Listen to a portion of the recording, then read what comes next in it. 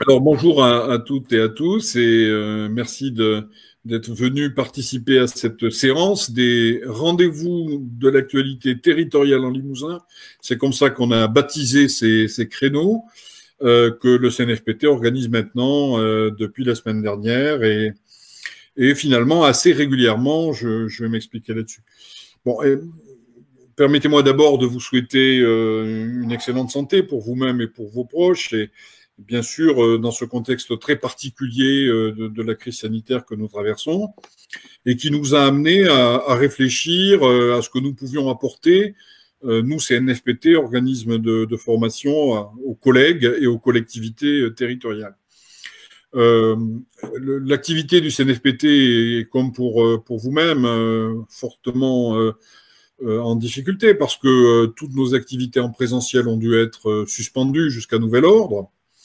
Les équipements sont fermés, n'accueillent plus de public, mais pour autant, nous continuons à travailler et nous avons essayé de mettre au point des formes alternatives de formation, mais aussi nous avons essayé de réfléchir à des formules qui étaient un petit peu différentes de la formation, qui sont un petit peu différentes de la formation classique qu'on développe, et même de la formation à distance, puisque ce que nous proposons dans le cadre de ces rendez-vous, c'est encore autre chose. Bien sûr qu'il y a des éléments de formation qui vont passer, je l'espère, au travers de ces créneaux, mais l'objectif premier, c'était de proposer un lieu où les professionnels puissent se retrouver, comme le disait Caroline Fritz à l'instant, c'est agréable déjà de se retrouver quelques-uns et d'échanger finalement, puisque c'est ça le cœur du sujet, d'échanger un petit peu autour des questions de l'actualité territoriale.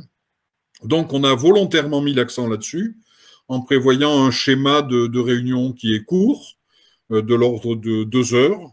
On fait sur quelques sujets, parfois on porte le timing à 3 heures, mais en général, ce sont des séances de 2 heures. En prévoyant, certes, pour lancer les choses, un temps de cadrage, un temps de présentation, un temps un peu de problématisation sur le sujet qui est à l'ordre du jour d'environ 30 minutes. Et puis, un temps important de 1 heure, 1 heure et quart pour échanger autour des questions qui viennent d'être donc présentées rapidement. Voilà. Et donc, en fin de séance aussi, quelques minutes qui sont consacrées à donner des perspectives sous forme de dossiers documentaires, sous forme de liens et de perspectives de formation plus approfondies, plus structurées, plus longues, et toujours à distance dans la période, évidemment. Donc voilà, c'est ça le schéma des rendez-vous que nous proposons, avec une très grande diversité de sujets. On va parler de gestion des ressources humaines ce matin, mais sachez que cet après-midi, on parlera de la gestion des eaux pluviales, voilà, dans un tout autre domaine, donc, ou que hier, on parlait d'état civil. Et donc, nous avons souhaité finalement toucher à tous les secteurs de l'action locale, concerner l'ensemble des équipes. Et c'est en ce sens qu'on s'adresse en ce moment à vos directions générales, à vos DRH, à vos services formation, pour envoyer, en leur envoyant les plannings des rendez-vous qu'on prévoit cette semaine, la semaine prochaine et ensuite les semaines suivantes. Voilà, je veux pour ce matin vraiment remercier tout particulièrement les centres de gestion du Limousin et qui sont aujourd'hui représentés en la personne de Caroline Fritz, qui va être notre experte sur les questions qu'on aborde, à savoir, mais vous allez y revenir longuement, les questions de congés, de temps de travail, etc., dans la période, qui sont forcément très impactées par les circonstances qu'on traverse. Donc, je veux vraiment remercier nos collègues des centres de gestion et Caroline en particulier d'avoir accepté d'être notre experte pour cette séance. Également les collègues du CNFPT, mais ça c'est normal, qui participent à l'organisation de ces rendez-vous, qui ont un certain succès parce qu'on n'était pas sûr de ce format. Et puis en général sur ces questions de fonctionnement comme ça en visioconférence, on peut avoir des petits problèmes techniques. On a évité les principaux écueils. Et vous voyez, aujourd'hui, on est 30 ce matin parce qu'on a décidé de diviser et de prévoir une autre séance. Je crois que, je ne sais pas si Florence l'a dit, mais elle va le repréciser parce qu'au départ, il y avait trop d'inscrits. On s'est dit, au-delà d'une trentaine, ça va être compliqué de fonctionner correctement, surtout avec un créneau où on suscite l'échange, on suscite la participation de vous-même. Et donc, on a du coup dédoublé et il y a une autre séance sur le même thème qui est prévue, je crois, un petit peu plus tard dans la semaine. Voilà, merci à vous d'être là et j'espère que vous passerez un moment intéressant, utile, et où vous pourrez expliquer aussi, parce que l'échange d'expérience, l'échange de pratique, c'est très important dans une période comme celle qu'on traverse. Vous pourrez expliquer comment vous fonctionnez, les questions que vous vous posez, bien entendu, et Caroline va contribuer à essayer de lever ces problèmes. Les questions que vous posez, mais aussi les expériences que vous avez développées, les pratiques que vous avez développées pour faire face à la situation. Voilà, encore merci. Je vous souhaite une excellente séance. Je devrais m'éclipser en cours de route, pris par d'autres réunions en visioconférence sur d'autres sujets. Mais j'espère que tout va bien se passer. Et je rends immédiatement la parole à Florence. Merci beaucoup, Monsieur Gévaudan, pour l'ouverture de cette session. Donc, je vais prendre la main avant moi-même de donner la parole à notre intervenante Caroline Fritz pour vous donner quelques petites informations techniques. Donc, je l'ai déjà dit aux personnes qui étaient déjà rentrées dans la salle, nous vous demandons de mettre votre prénom, nom et collectivité sur votre vignette vidéo qui se trouve en haut à droite de l'écran. Donc, vous cliquez dessus, ce qui vous donne accès au clavier et vous renseignez prénom, nom, collectivité. Cela nous sera utile après pour les attestations. Voilà, donc la première chose qui est importante. Après, peut-être que tout le monde ne connaît pas Jitsi. Sachez que pour le moment, c'est ce que nous utilisons pour faire nos réunions, nos rendez-vous territoriaux. Donc, vous retrouverez cette application au fur et à mesure que vous participez à des rencontres. Les petits points importants que je peux vous signaler, vous trouvez en bas à droite de l'écran, il y a 4 petits carrés qui forment eux-mêmes un carré. Si vous cliquez dessus, vous pouvez faire le test. Ça vous permet d'avoir une vision mosaïque des participants, sachant que comme nous sommes 24, on ne peut pas voir tout le monde à l'écran. Donc, si vous recliquez dessus, vous repartez en vision normale et du coup, la personne qui intervient est la personne qui vient se mettre en grand à l'écran. Voilà. Au démarrage, ce que j'ai fait, moi, c'est que j'ai coupé le micro à tout le monde de manière à ce qu'il n'y ait pas d'interférence. Ça veut dire que quand on vous donnera la parole, vous devrez activer votre micro. Votre micro se trouve à gauche du téléphone rouge qui est en bas de l'écran. À gauche, vous avez le micro et à droite, vous avez la vidéo. La vidéo, c'est au choix. Hein. Vous pouvez ou pas l'actionner. Vous faites comme ce qui est le plus confortable pour vous. Et le micro, je vais vous expliquer comment on pourra prendre la parole.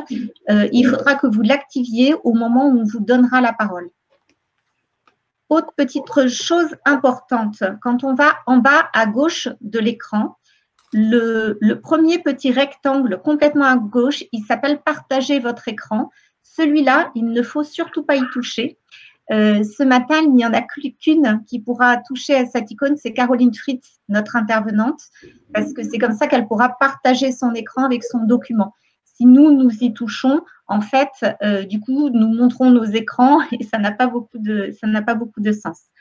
Pareillement, la petite main levée, nous n'allons pas l'utiliser ce matin parce que nous sommes trop nombreux pour prendre la parole à l'aide de cette petite main. En fait, nous allons utiliser ce qui est à droite de la petite main qui s'appelle « Ouvrir, fermer le chat ». Donc, certains l'ont peut-être ouvert. Vous pouvez le fermer et l'ouvrir sans souci. Pour le fermer, après, vous avez la croix en haut à droite du chat et vous pouvez le rouvrir sans problème. C'est ce qui peut nous permettre d'échanger pendant l'intervention, mais ce qui vous permettra aussi de demander la parole. C'est-à-dire que lorsque Caroline fera des interruptions pour les échanges, il vous suffira de demander par écrit la parole. Je demande la parole. Et comme votre nom sera renseigné sur votre vignette, je pourrais dire, par exemple, Catherine Boudy demande la parole. Et dans ce cas-là, elle activera son micro et elle prendra la parole. Voilà. Autre chose qui est important, c'est que dans les phases d'échange, vous aurez peut-être des questions techniques et même pendant l'intervention, des questions qui vous viendront. N'hésitez pas à utiliser le chat pour déjà poser votre question technique. De mon côté, je peux en faire une synthèse pour les poser à Caroline Fritz au moment où on fera l'échange de questions avec elle. Maintenant, je vais vous demander juste, est-ce qu'il y a des personnes qui seraient en inconfort sur les personnes qui sont connectées, donc d'utiliser le chat, hein, parce que les personnes pour qui ça se passe bien, ce n'est pas la peine, mais des personnes qui rencontreraient une difficulté, si elles peuvent utiliser le chat pour signaler quelle est leur difficulté. Et si je ne vois rien, si on ne voit rien apparaître, ça voudrait dire que tout le monde a l'air assez confortable. Et je vais donner la parole à Caroline Fritz, qui va pouvoir démarrer. Donc, il est 10h15. On a pour programme de terminer à midi. Merci, Caroline. Je te donne la parole. Très bien, merci. Eh bien, bonjour à toutes et à tous. Ravi de vous voir ou en tout cas d'échanger avec vous aujourd'hui. Cette intervention, comme l'a dit Monsieur Gévaudan, elle est en lien avec elle est en lien oui, sur les 3 centres de gestion du Limousin, parce qu'on a travaillé cette intervention ensemble. L'objectif, c'est d'essayer de vous apporter des réponses. Vous aurez compris que dans cette période assez chaotique, toutes les réponses ne sont pas toujours connues, certaines ont même été fluctuantes. Donc l'objectif, c'est effectivement d'en parler, de voir ensemble les mesures et les solutions qui peuvent être prises le plus, comment dire, pratiquement ou le plus pragmatiquement possible. Donc, je vais partager l'écran pour que vous puissiez avoir le diapo. La proposition qu'on vous fait avec Florence Ricol, c'est de découper cette séance en 3 parties. Une première partie qui sera dévolue à l'activité et la non-activité, qui doit représenter 6-7 diapos. Ce que je vous propose, c'est que je les présente et à l'issue, vous poserez vos questions. Nous aurons une deuxième partie plus exclusivement sur la problématique des ASA garde d'enfants et des personnes vulnérables. Et nous aurons une troisième partie sur la partie congé et notamment l'ordonnance qui est sortie, parce qu'on sait qu'on a beaucoup de questions là-dessus. Voilà. J'espère que ça vous convient. Si jamais il y a des thématiques qui ne sont pas abordées et qui seraient à aborder, on peut le faire enfin s'il nous reste du temps. Et de toute façon, on va lister les questions. Et pour celles qui n'auront pas trouvé de réponse, j'essaierai d'y répondre avec Florence dans les moyens techniques qui seront les nôtres. J'imagine après, c'est possible, Florence, de faire un échange de réponses ou de précisions. Oui, oui, oui, on pourra trouver des solutions. Alors, je fais le partage d'écran.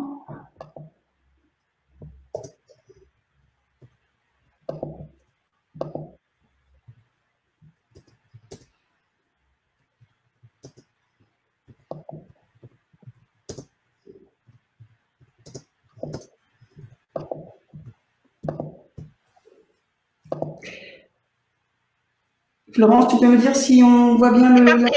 C'est parfait, Caroline, on voit bien ton diaporama. Merci. Très bien. Alors, c'est parti. Position statutaire et congé pendant la crise sanitaire. D'abord, un premier point qui nous semblait important sur les rappels de règles de travail sur cette période, en tout cas depuis le 17 mars dernier, avec une priorité donnée à la mise en œuvre des activités essentielles des collectivités. Le principe étant que on ait un minimum de transport, de déplacement et d'activité de nos agents pour éviter la propagation. Et ça, c'est au niveau national. Évidemment, sur la région, on est un petit peu moins impacté que peuvent l'être le Grand Est ou la région parisienne, mais c'était vraiment le principe.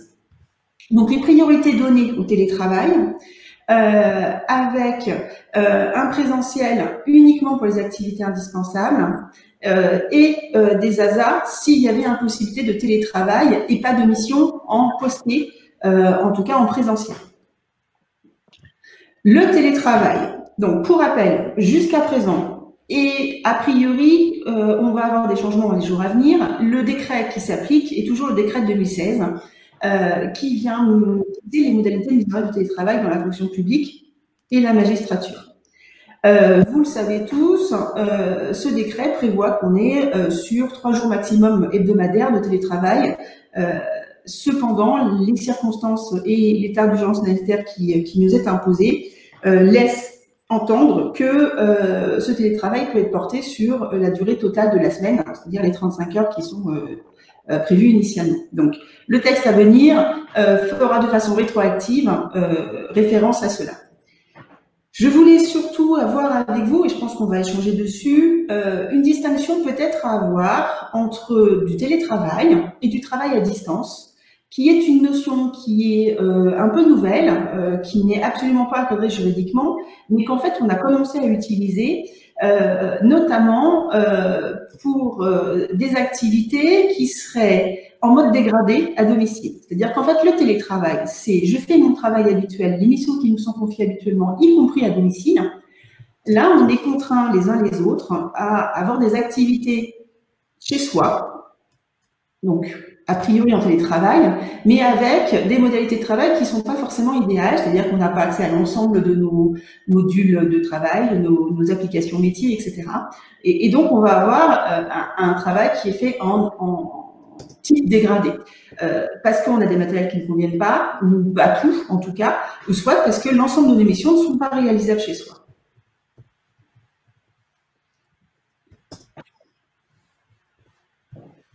Dès lors qu'on a des conditions, enfin en tout cas que les missions se prêtent tout ou partie à être effectuées en télétravail ou en travail à distance, il va falloir essayer de s'assurer au maximum que les conditions matérielles sont réunies, notamment avec du matériel à disposition. Il faut savoir que le décret qui est à sortir devrait prévoir qu'il y ait l'utilisation possible du matériel personnel des agents. Jusqu'à présent, c'était à l'employeur de fournir ces éléments-là.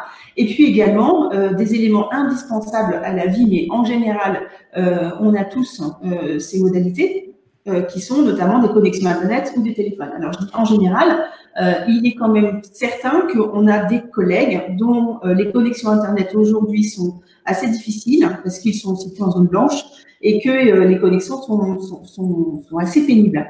Alors, on peut avoir, certains ont eu, par exemple, l'acquisition de clés 3G, 4G, de manière à équiper les agents qui avaient un besoin indispensable de se connecter. Donc, voilà, tout ça, c'est des choses qui peuvent avoir été prévues, en tout cas par l'employeur. On ne peut pas dire à un agent qui fait pas son travail et que c'est de sa faute parce qu'il a un problème de connexion Internet. Et puis, il faut essayer d'être dans un accompagnement de l'agent dès lors qu'il travaille à domicile, notamment sur des rappels d'ergonomie des postes de travail.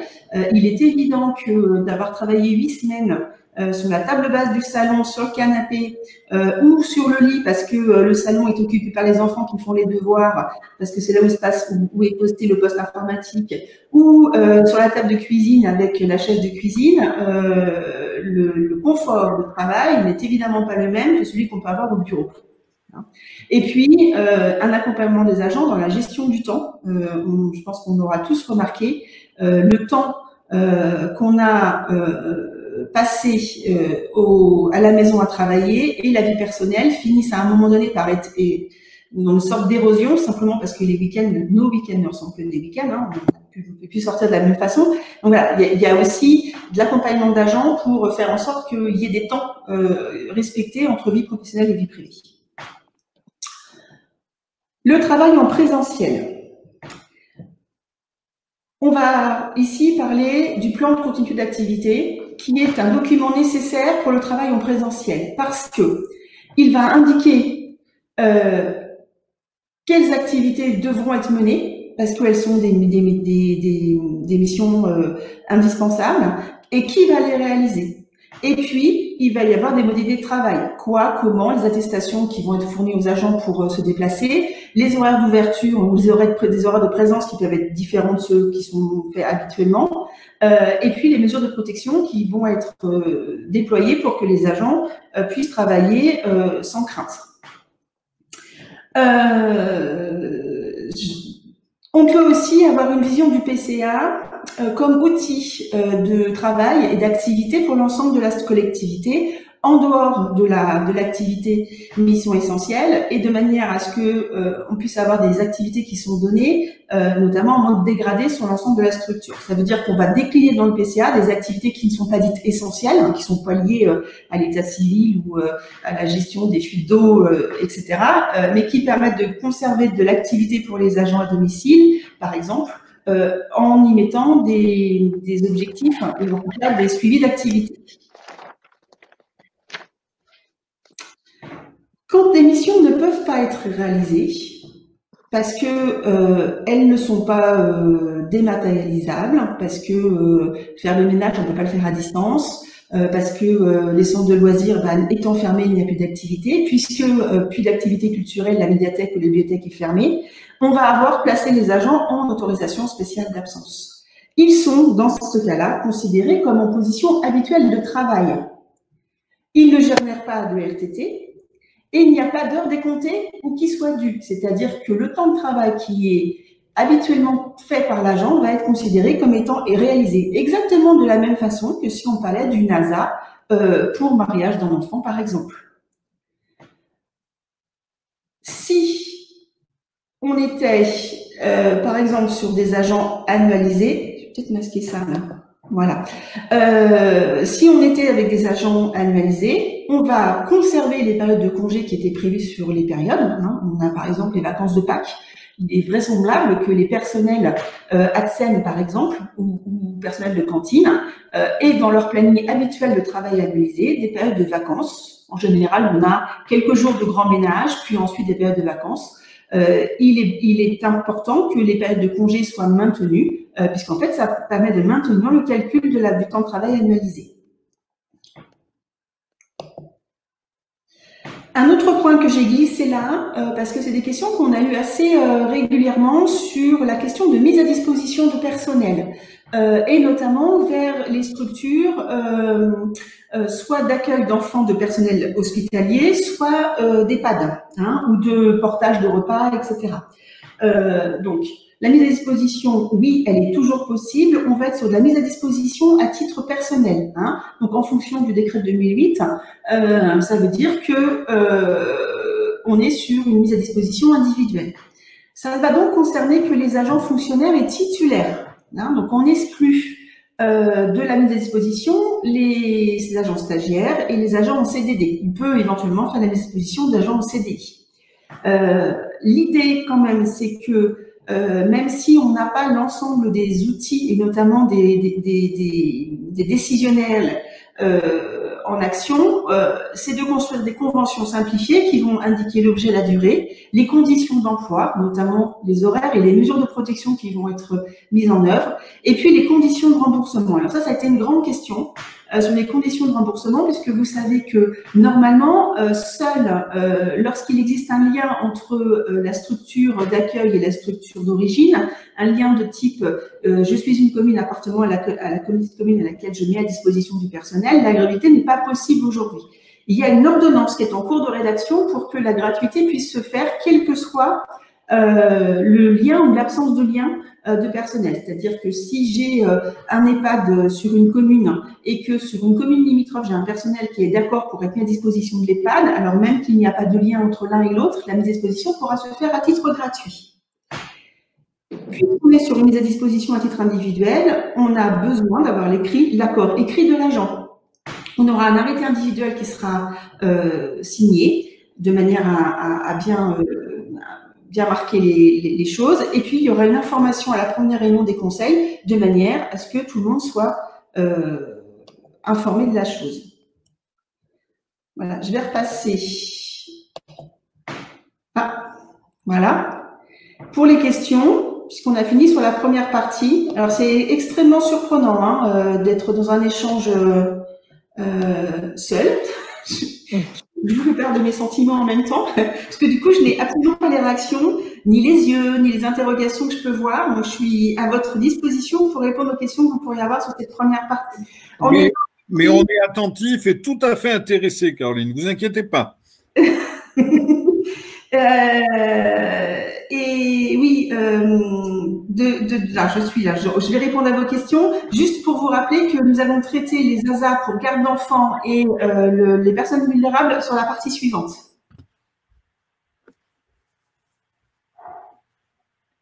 Alors, je vais donner la parole à Élodie Merle de Marsac, qui a une question à poser.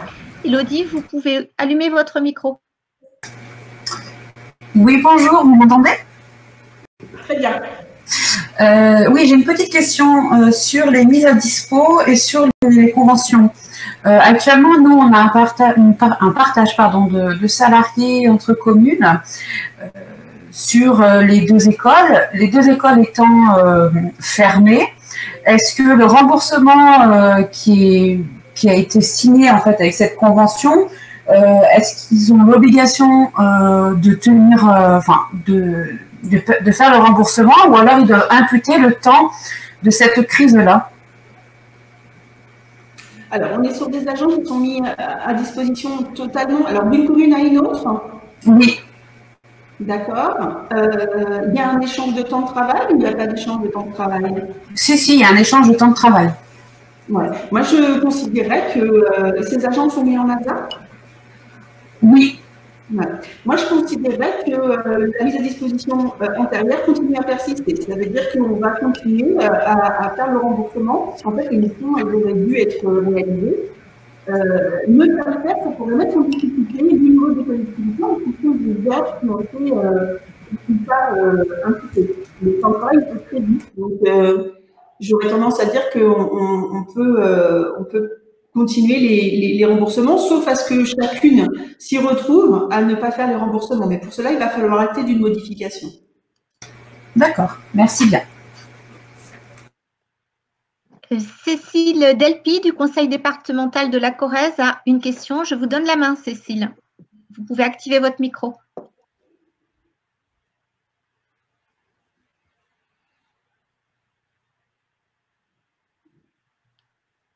Pour Cécile Delpy, donc le micro est à gauche du téléphone rouge qui est en bas de l'écran. Est-ce que vous le voyez? Pour activer votre micro et poser votre question, parce qu'on ne vous entend pas.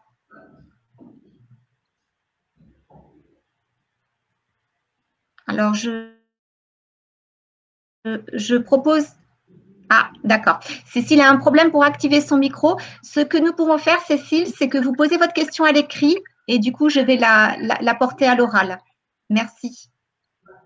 Est-ce qu'il y a d'autres questions parmi les participants, le temps que Cécile Delpy rédige sa question? Alors, je crois qu'Alexandre Delbar a dû activer la petite main et demanderait à prendre la parole. Vous pouvez prendre ce temps. Monsieur Garbard, si vous voulez activer votre micro. Vous m'entendez? On vous entend faiblement. D'accord. Alors, nous, on a un agent qui est sur plusieurs collectivités. Et donc, sur une collectivité, elle est en ASA parce que l'équipement est fermé, sur lequel elle travaille. Et sur notre collectivité, elle va revenir travailler. C'est possible qu'elle ait les deux statuts en même temps? Oui, bien sûr. Que ce soit entre collectivités ou dans la collectivité. On peut très bien considérer, par exemple, que l'émission ne pouvant être réalisée que de façon dégradée, il y a une partie de la semaine qui soit en activité, soit présentielle, soit télétravail, et l'autre partie en ASA. Le tout, c'est de l'acter sur un document pour le formaliser, que ce soit un arrêté ou que ce soit un planning sur lequel on va indiquer le temps de travail des uns et des autres du présentiel, de manière à savoir ce qui a été lié à de l'ASA et ce qui a été lié à du travail posté ou télétravail. D'accord. Donc là, en l'occurrence, sur les deux collectivités, en fait, elle a un arrêté qui est à la mairie où elle travaille pour dire qu'elle est en ASA, et chez nous, elle a rien du tout puisqu'elle est en travail normal. Exactement. D'accord, merci. Mais de rien. Alors, Madame Delpy, le temps de travail de la collectivité est 39 heures. Donc, la durée de télétravail pour une journée correspond à 7h48. Alors ça, ah pardon, j'avais pas vu. Alors, ça va dépendre en fait. Vous pouvez très bien avoir dans la déclinaison de votre PCA notamment indiqué des horaires différents de travail. Si tel n'a pas été le cas, la journée reste la même. Par contre, dans votre PCA ou dans votre, moi ce que j'appelle le PCA parce que c'est plus facile, dans le plan continu d'activité ou toute autre note interne de service, de fonctionnement de service, vous pouvez très bien avoir décidé que les temps de travail étaient différenciés ou que les agents devaient travailler, je sais pas, de 9h à midi et de 14h à 17h30. Auquel cas, c'est ces temps de travail-là qui vont être pris en compte. On a des collectivités qui ont repassé les gens à 35 heures, par exemple. Est-ce que je réponds à votre question, Madame Delpy?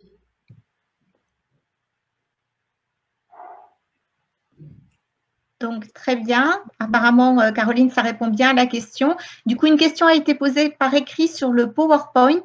Effectivement, je ne l'ai pas précisé d'entrée. Le PowerPoint sera diffusé dans l'après-midi sur les adresses mail sur lesquelles vous avez reçu la convocation.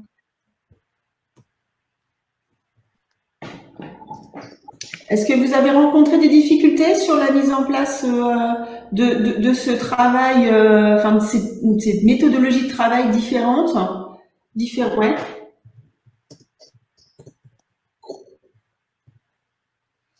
Est-ce que quelqu'un veut prendre la parole par rapport à ces nouvelles phases de fonctionnement? J'ai vu que Alexandre Garbard avait utilisé la petite main. Est-ce que vous voulez prendre la parole? Alors, j'ai une question par rapport à la déclaration des agents sur la plateforme pour les agents au régime général. En fait, un agent qui est en ASA parce que son poste est fermé et qu'elle ne peut pas faire du télétravail, on n'a pas à la déclarer sur la plateforme, je ne sais plus le nom, c'est juste pour les gardes d'enfants. Non. Pour les CDI. La charge reste à la collectivité. C'est ça la question. Hein. Oui, c'est ça, tout à fait. Merci. Je vous en prie.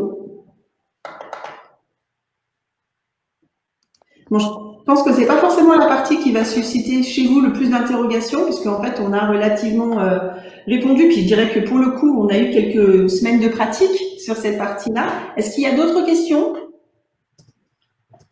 Donc, a priori, il n'y a pas d'autres questions. Je vois qu'il y a l'une des participantes qui est gênée parce qu'elle ne voit pas le PowerPoint.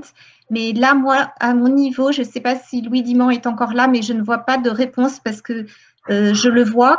Si d'autres personnes ne le voient pas, merci de le signaler dans le chat. Et sinon, ça voudrait plutôt dire que Alexia, c'est dû à votre connexion à vous plus qu'à un problème général.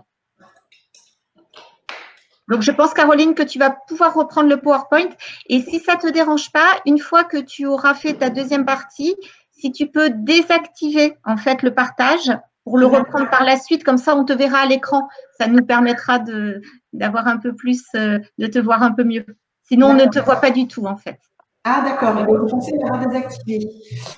Alors, du coup, il faut que je retrouve le PowerPoint. Donc, du coup, si je le mets comme ça, vous l'avez à nouveau. Voilà, nous, on l'a toujours à l'écran. En fait, on ne l'a jamais perdu, nous. D'accord, très bien. Donc, effectivement, je désactiverai le partage. Ça marche. Alors, nous allons passer à une partie plus, comment dire, plus complexe, puisque avec des règles qui ont été un petit peu modulées au fil du temps et qui ne sont pas nécessairement d'ailleurs complètement arrêtées. Donc j'ai allié garde d'enfants et personnes vulnérables, ce qui n'a absolument aucun lien entre eux, mais en tout cas ça fait partie des problématiques que l'on rencontre régulièrement. Donc, pour les personnes qui ont des enfants de moins de 16 ans scolarisés, il y a effectivement, et ça c'est vrai au niveau national, privé, public, la possibilité d'être en position de garde d'enfants à la maison. En fait, c'est une priorité qui est donnée aux parents d'enfants de moins de 16 ans. Possibilité différenciée en fonction des missions de l'agent.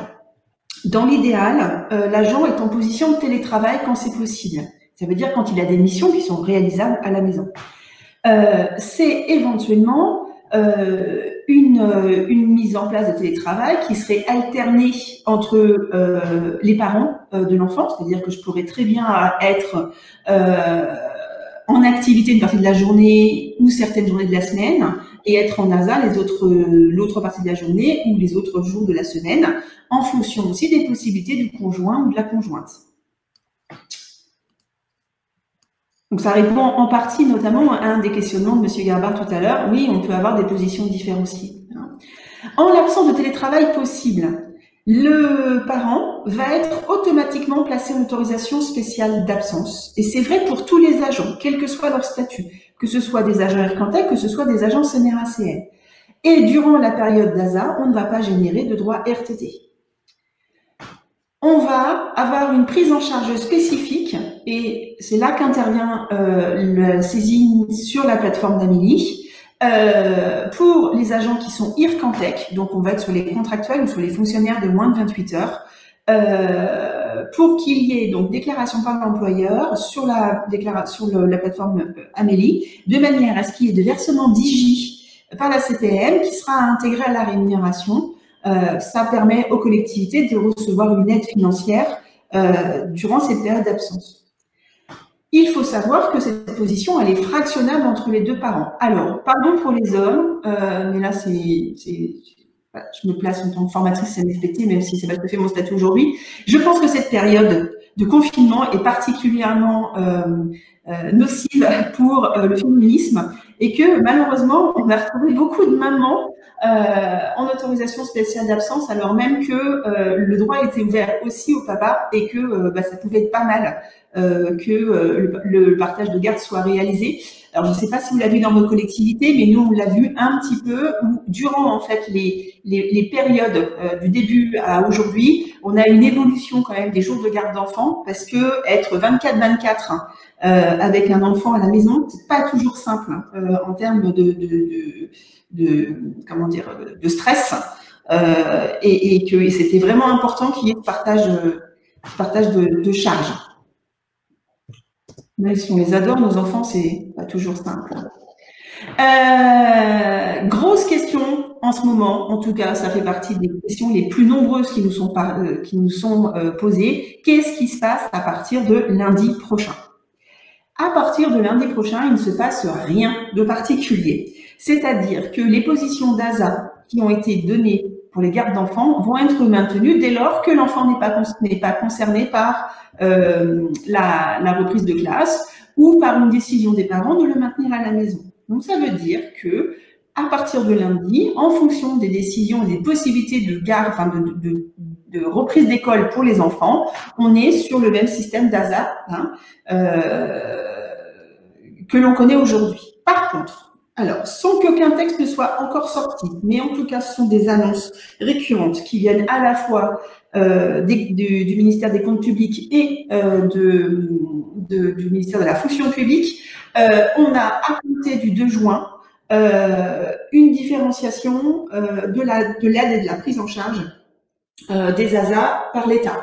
Autrement dit, et ça c'est vrai dans le privé, donc du coup ça s'applique aussi au public, on est sur, à compter du 2 juin, une ASA qui sera maintenue uniquement s'il y a un maintien, ou en tout cas une impossibilité pour l'enfant d'être accueilli à l'école.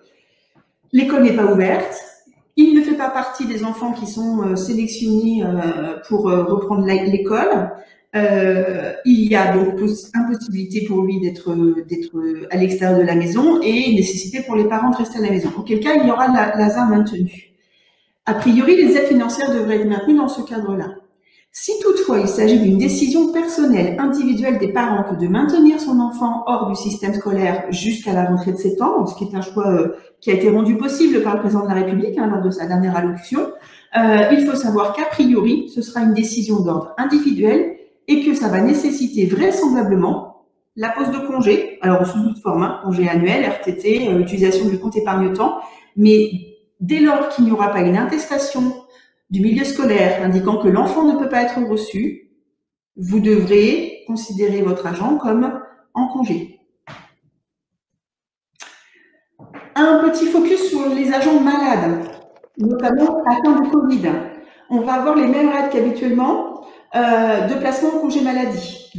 sauf que il n'y a plus le jour de carence de compter. J'attire votre attention que dès lors qu'on est sur des aspects médicaux, même si aujourd'hui le Covid fait partie de notre vie et qu'on en entend parler peut-être 6 heures dans la journée, il y a un impératif à conserver le secret médical et à faire en sorte que les agents se voient respecter ce droit-là au secret médical. Tout cela m'amène aux personnes vulnérables. Et c'est notamment pour elles, pour ces personnes, qu'on va avoir une problématique de respect du secret médical. On a des collectivités qui ont à l'esprit des agents qui potentiellement font partie de ces agents vulnérables. Aujourd'hui, vous ne les connaissez que si ils étaient inscrits dans le PCA, qu'ils étaient donc susceptibles d'être en activité et qu'ils se sont déclarés en agents vulnérables, auquel cas ils ont un statut qui est spécifique. Il faut savoir effectivement que, on se rend bien compte que vous vous posez beaucoup de questions sur ces personnes vulnérables, notamment avec la reprise à venir de la semaine prochaine. Normalement, c'est bien à l'agent lui-même de faire la démarche de déclaration de personnes vulnérables. L'idée, c'est peut-être pour les collectivités de faire une information à l'ensemble des agents qui sont susceptibles de reprendre leur activité prochainement, de manière à leur indiquer que s'ils pensent être dans une situation de vulnérabilité, ils doivent se déclarer. On vous a mis le lien du service public sur lequel la liste des pathologies est disponible, de manière à ce que vous puissiez peut-être faire une petite note à chacun pour qu'il puisse se situer. La démarche de la vulnérabilité, c'est bien à l'agent individuellement qu'elle doit être faite, soit via la déclaration, en tout cas la déclaration sur amélie.fr, notamment pour les personnes qui sont en ALD, soit par une démarche auprès de son médecin traitant. Si vous pensez que vous avez des agents en position de vulnérabilité qui ne se sont pas manifestés et pour lesquels vous avez de sérieux doutes parce que vous pensez que peut-être ils ne souhaitent pas aller voir un médecin, à ce moment-là, c'est la médecine préventive qui va pouvoir être saisie de manière à s'assurer qu'il n'y a pas de risque. Mais là encore, souvenez-vous que vous n'êtes pas censé connaître les problématiques médicales de vos agents. Et donc, les discussions, ou en tout cas l'injonction de rester chez soi à une personne que l'on considère peut-être à risque, peut être compliquée.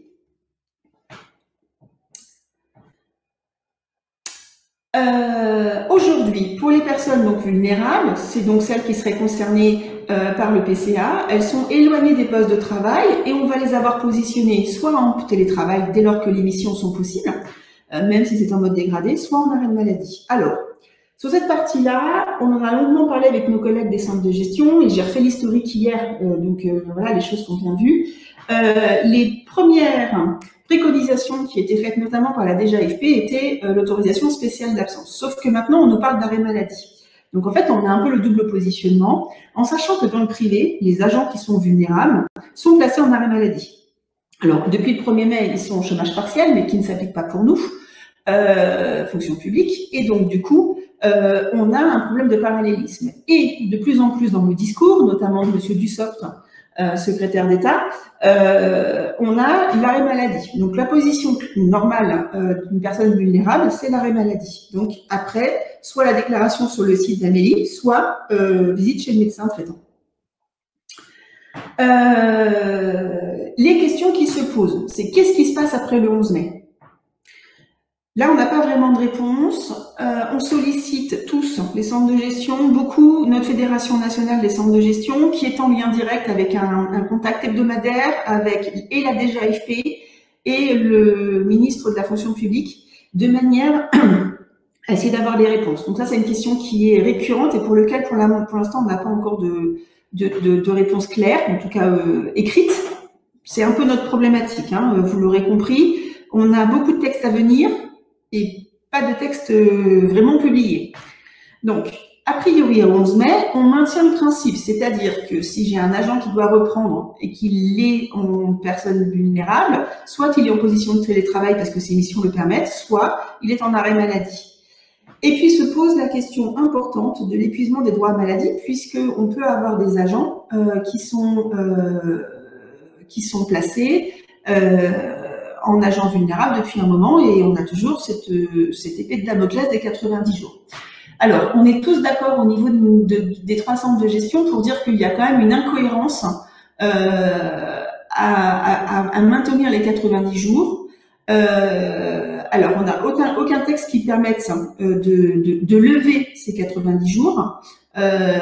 Cependant, on se dit que en attendant une décision plus claire de l'État sur le mois de mai, on pourrait. Alors, je mesure la portée de ce que je vous dis, et notamment le fait que je n'ai absolument aucune base réglementaire pour le faire.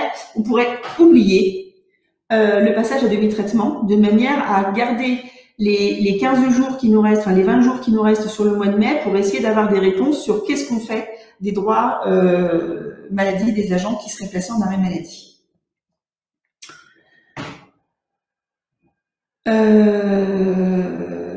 Hop. Eh ben, je vais arrêter là. Je vais donc repasser ici, arrêter le partage. Alors, comment j'arrête le partage? Tu as en bas de ton écran, normalement, il y a désactiver le partage. Voilà. Parfait. Alors, je te dis quand on te voit. Tu peux mettre ta caméra, Caroline? Oui, ça y est. Super. Voilà, c'est plus agréable. Alors, nous avons 3 questions qui sont arrivées pendant ton intervention.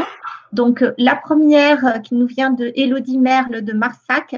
Pour les agents en ASA, garde d'enfants, jusqu'au 2 juin, la déclaration sur Amélie n'est plus possible.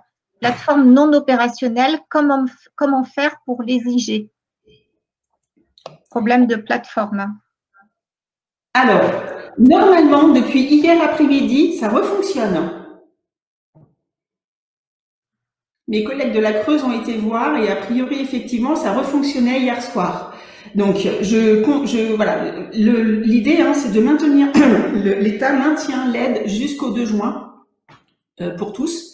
Donc, il ne devrait pas y avoir de problématique. Effectivement, elle avait été fermée puisque les agents garde d'enfants du privé passaient en chômage partiel. Ils n'étaient pas maintenus en IJ sécurité sociale. Et donc, du coup, Amélie étant le site officiel de la sécurité sociale a été fermé pour tous, alors même que c'était maintenu pour la fonction publique. Donc, ça devrait refonctionner. Donc, si vous n'y arrivez pas encore aujourd'hui, ça devrait être dans les jours qui viennent, et on essaie de faire le suivi pour que ça fonctionne au plus vite. Donc, vous allez pouvoir refaire les déclarations. D'accord, très bien. Une question de Isabelle Fialip d'Aubussac. Pour les agents malades depuis le 24 mars, pas de jour de carence, même pour une entorse? Alors, je vais répondre par une question. Comment pouvez-vous savoir qu'il s'agit d'une entorse? En fait, vous recevez, lorsqu'il y a une déclaration de maladie, d'accident, enfin de maladie ordinaire, un feuillet sur lequel vous n'avez pas l'objet.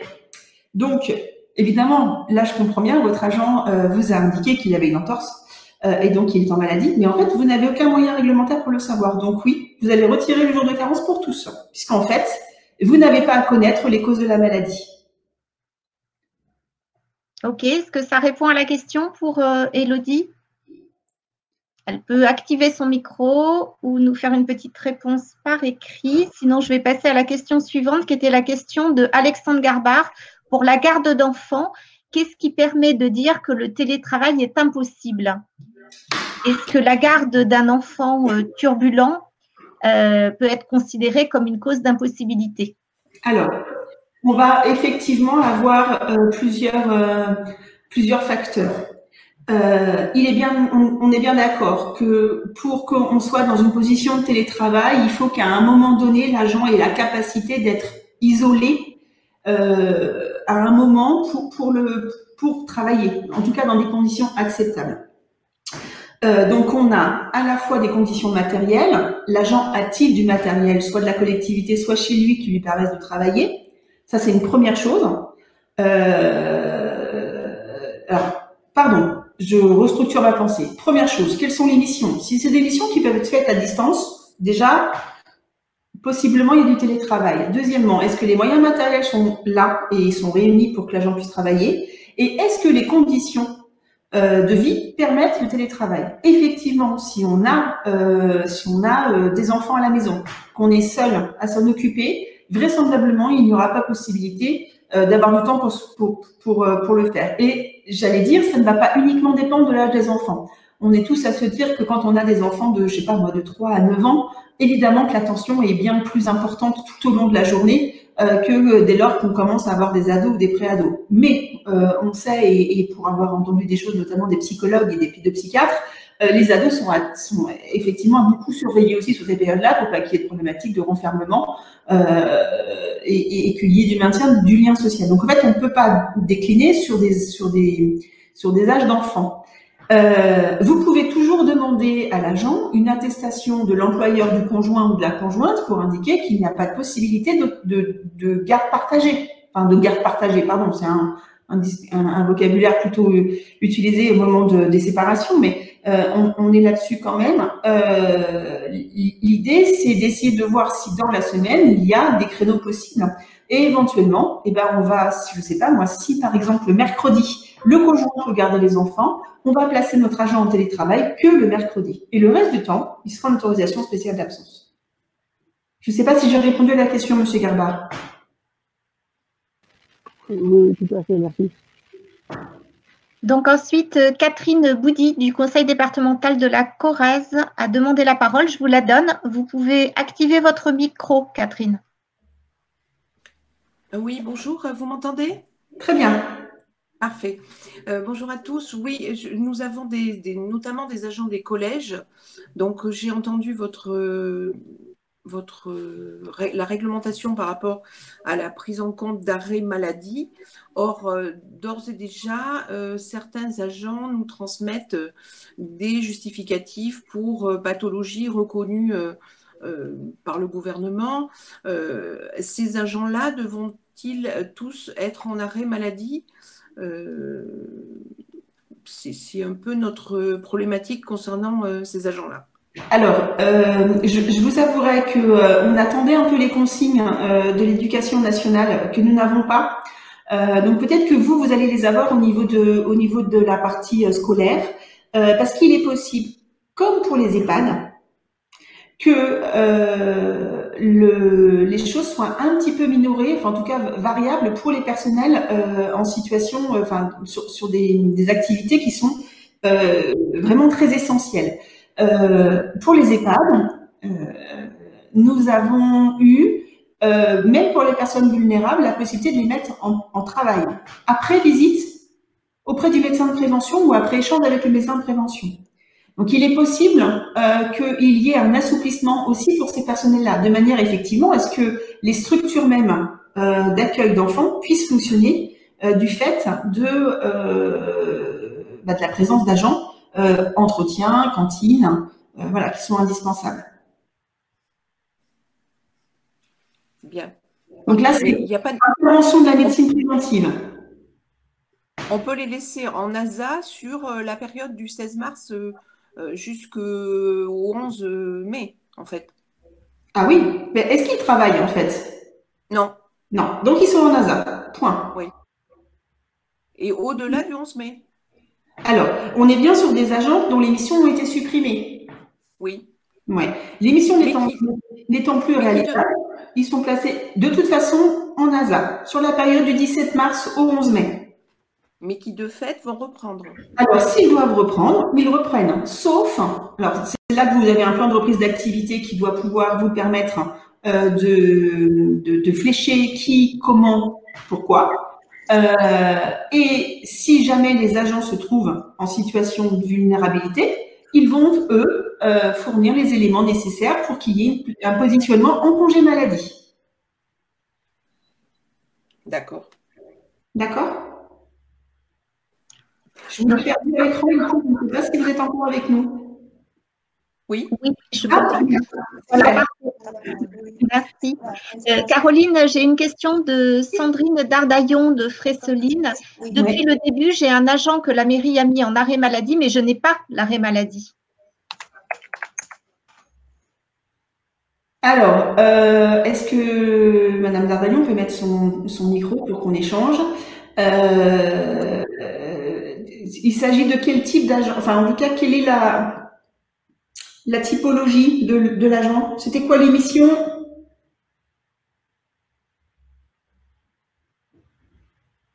Quelles étaient les missions? Quelles étaient… Madame Dardaillon, en bas à gauche de votre téléphone rouge, vous avez votre micro. Donc, vous pouvez prendre la parole pour compléter votre questionnement de manière à avoir une réponse plus précise. Est-ce que vous pouvez prendre la parole ou est-ce que vous avez un souci de micro? Si vous avez un souci de micro, vous pouvez compléter en fait par écrit. Ah voilà. Alors, Sandrine a un souci de micro, donc peut-être compléter par écrit et puis je vais me porter votre complément du coup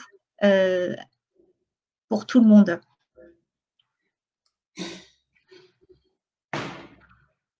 Alors, dans l'attente, j'ai beaucoup de questions qui nous arrivent, donc on reprendra votre complément juste après. J'ai Odette Gage qui a posé 2 questions. Peut-être, Odette, vous voulez prendre la parole en allumant votre micro et peut-être votre caméra? Vous m'entendez? Oui, parfait. Voilà. Et oui, je me posais la question pour… comme l'accueil des enfants, c'est par groupe de 15. Donc, ça veut dire que par exemple, 2 jours dans la semaine, les enfants ne seront pas accueillis. Est-ce que les parents peuvent être en ASA pendant ces 2 jours-là? Oui, tout à fait, tout à fait. Ça fait partie des moments où il n'y a pas de garde d'enfants possible. Donc, on est effectivement sur de l'ASA. Mais parce que j'ai techniquement une réponse de la structure d'accueil qui me dit qu'il n'y a pas. D'accord. D'accord. D'autre part, donc les jours en ASA ne sont pas limités du coup? Ah non. D'accord. Non, non. J'avais une autre question parce que je m'interrogeais quand même à confirmer. Pour les agents CNRACL, on fait la déclaration sur le site Amélie aussi? Pour les agents vulnérables? Oui. Oui. Ah d'accord. Alors ça, je le… Soit ça a été fait par l'agent lui-même, soit c'est fait par la collectivité quand l'agent donne un certificat médical d'arrêt maladie ou de certificat d'isolement, parce que c'est ce qui peut peut-être arriver maintenant. Parce que je vois pas le rapport avec les IJ. La caisse primaire ne va pas verser d'IJ pour… Alors, non. Moi aussi, je me suis longtemps posé la question. Quel rapport entre la caisse primaire d'assurance maladie et l'agence NRACL, puisqu'il n'y a pas de lien?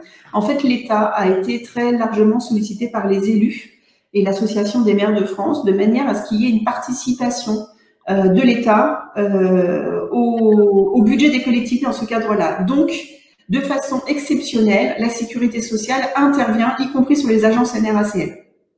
Ah, d'accord. Ça, je le note parce que c'est très important. Je vais rebondir sur la question d'Anne Dardaillon, puisque je vois qu'elle n'arrive pas à nous préciser les choses. Caroline, je me permets de t'interrompre. On a eu la précision. Donc, Sandrine Dardaillon nous a dit cet agent a une pathologie que le maire ne trouve pas compatible. C'est un agent technique.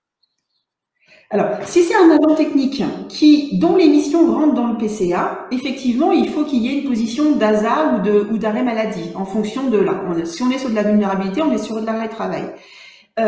Mais normalement, on a un certificat médical, un arrêt de travail, une décision du médecin, une décision d'Amélie, enfin du médecin conseil de la sécurité sociale, parce qu'il y a une ALD par exemple, d'accord? Pour placer en arrêt maladie, il faut un document médical. Ça me semble important. Si cet agent technique n'est pas, ne rentre pas dans le PCA, c'est-à-dire dans les activités essentielles maintenues dans la collectivité, cet agent, il est placé en ASA. Donc, en fait, l'arrêt maladie ne va intervenir que si les missions de l'agent devaient être maintenues dans le cadre d'un PCA sur la collectivité. Il est possible que pour un agent technique, il n'y ait pas d'activité, qu'il y ait placement en ASA. Est-ce que j'ai répondu, Madame Dardaillon?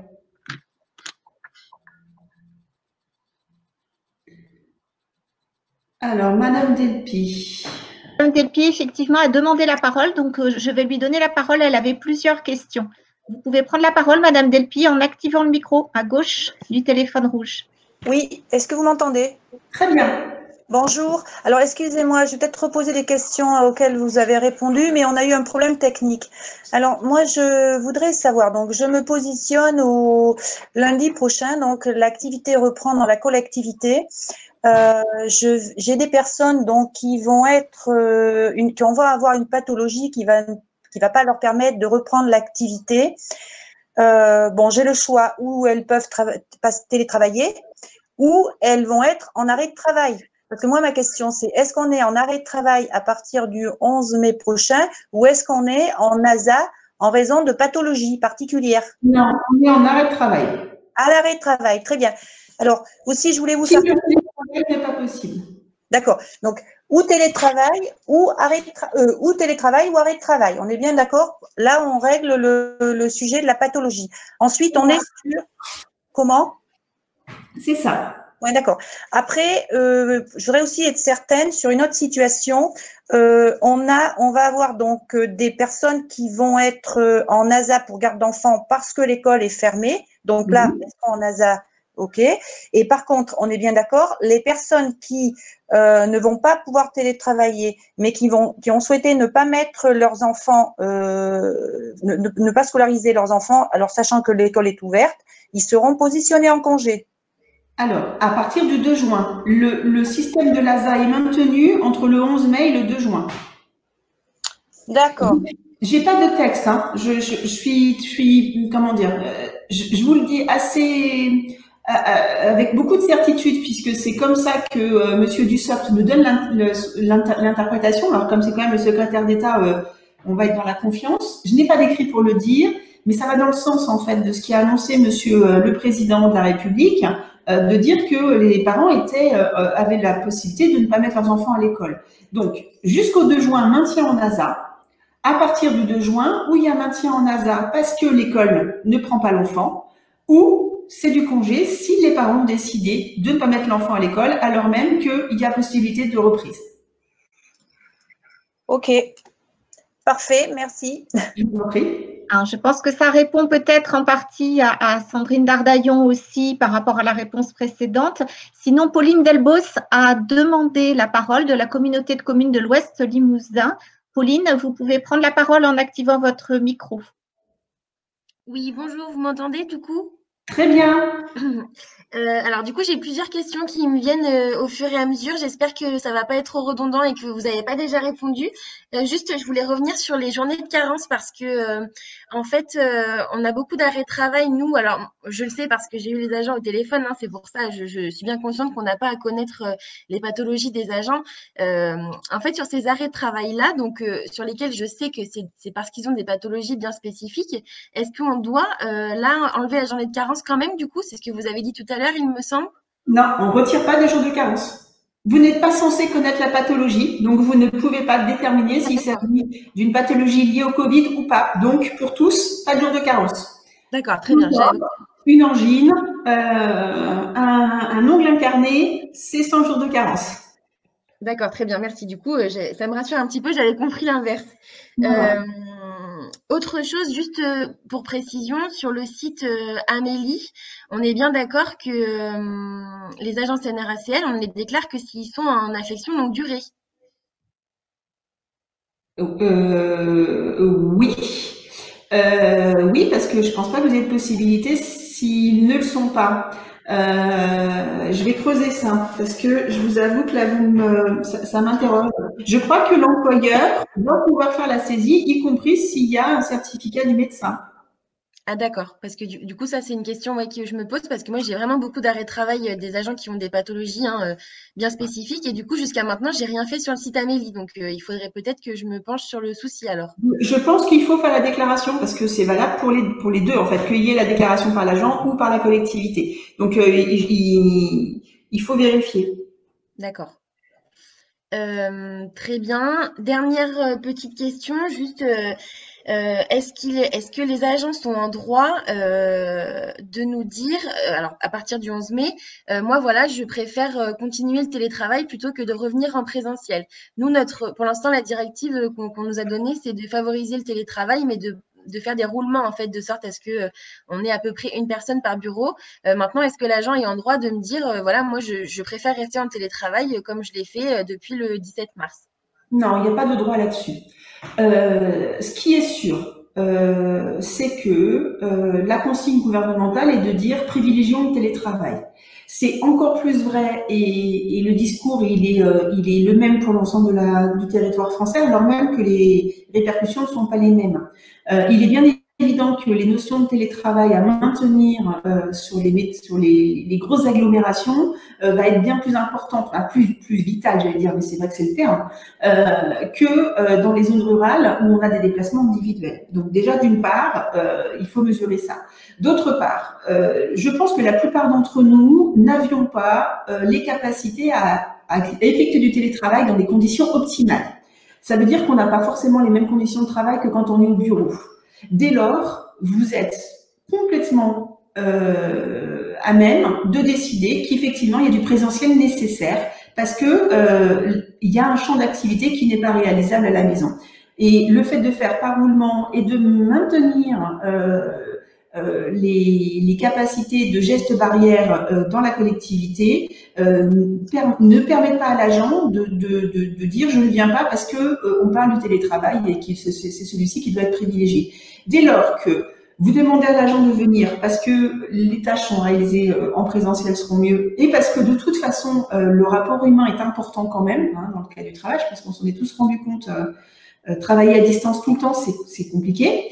Et que vous avez les mesures gestes barrières mises en œuvre dans la structure, il n'y a aucune raison pour que l'agent ne revienne pas, et encore plus de façon partielle comme vous le faites.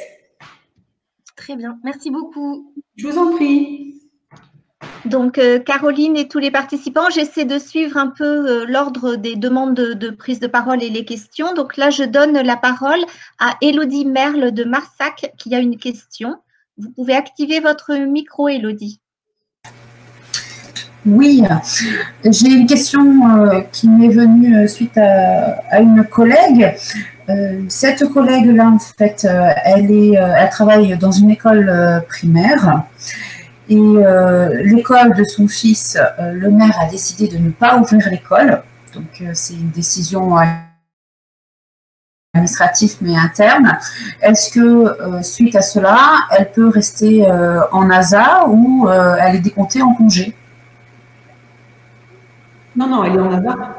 Elle est en ASA, mais moi, je dirais toujours, alors je sais que je suis un peu ta face là-dessus, mais normalement, pour la mise en ASA, on a aussi un certificat de l'employeur du conjoint, de la conjointe, pour dire qu'il n'y a pas de possibilité de mise en ASA ou de garde d'enfant.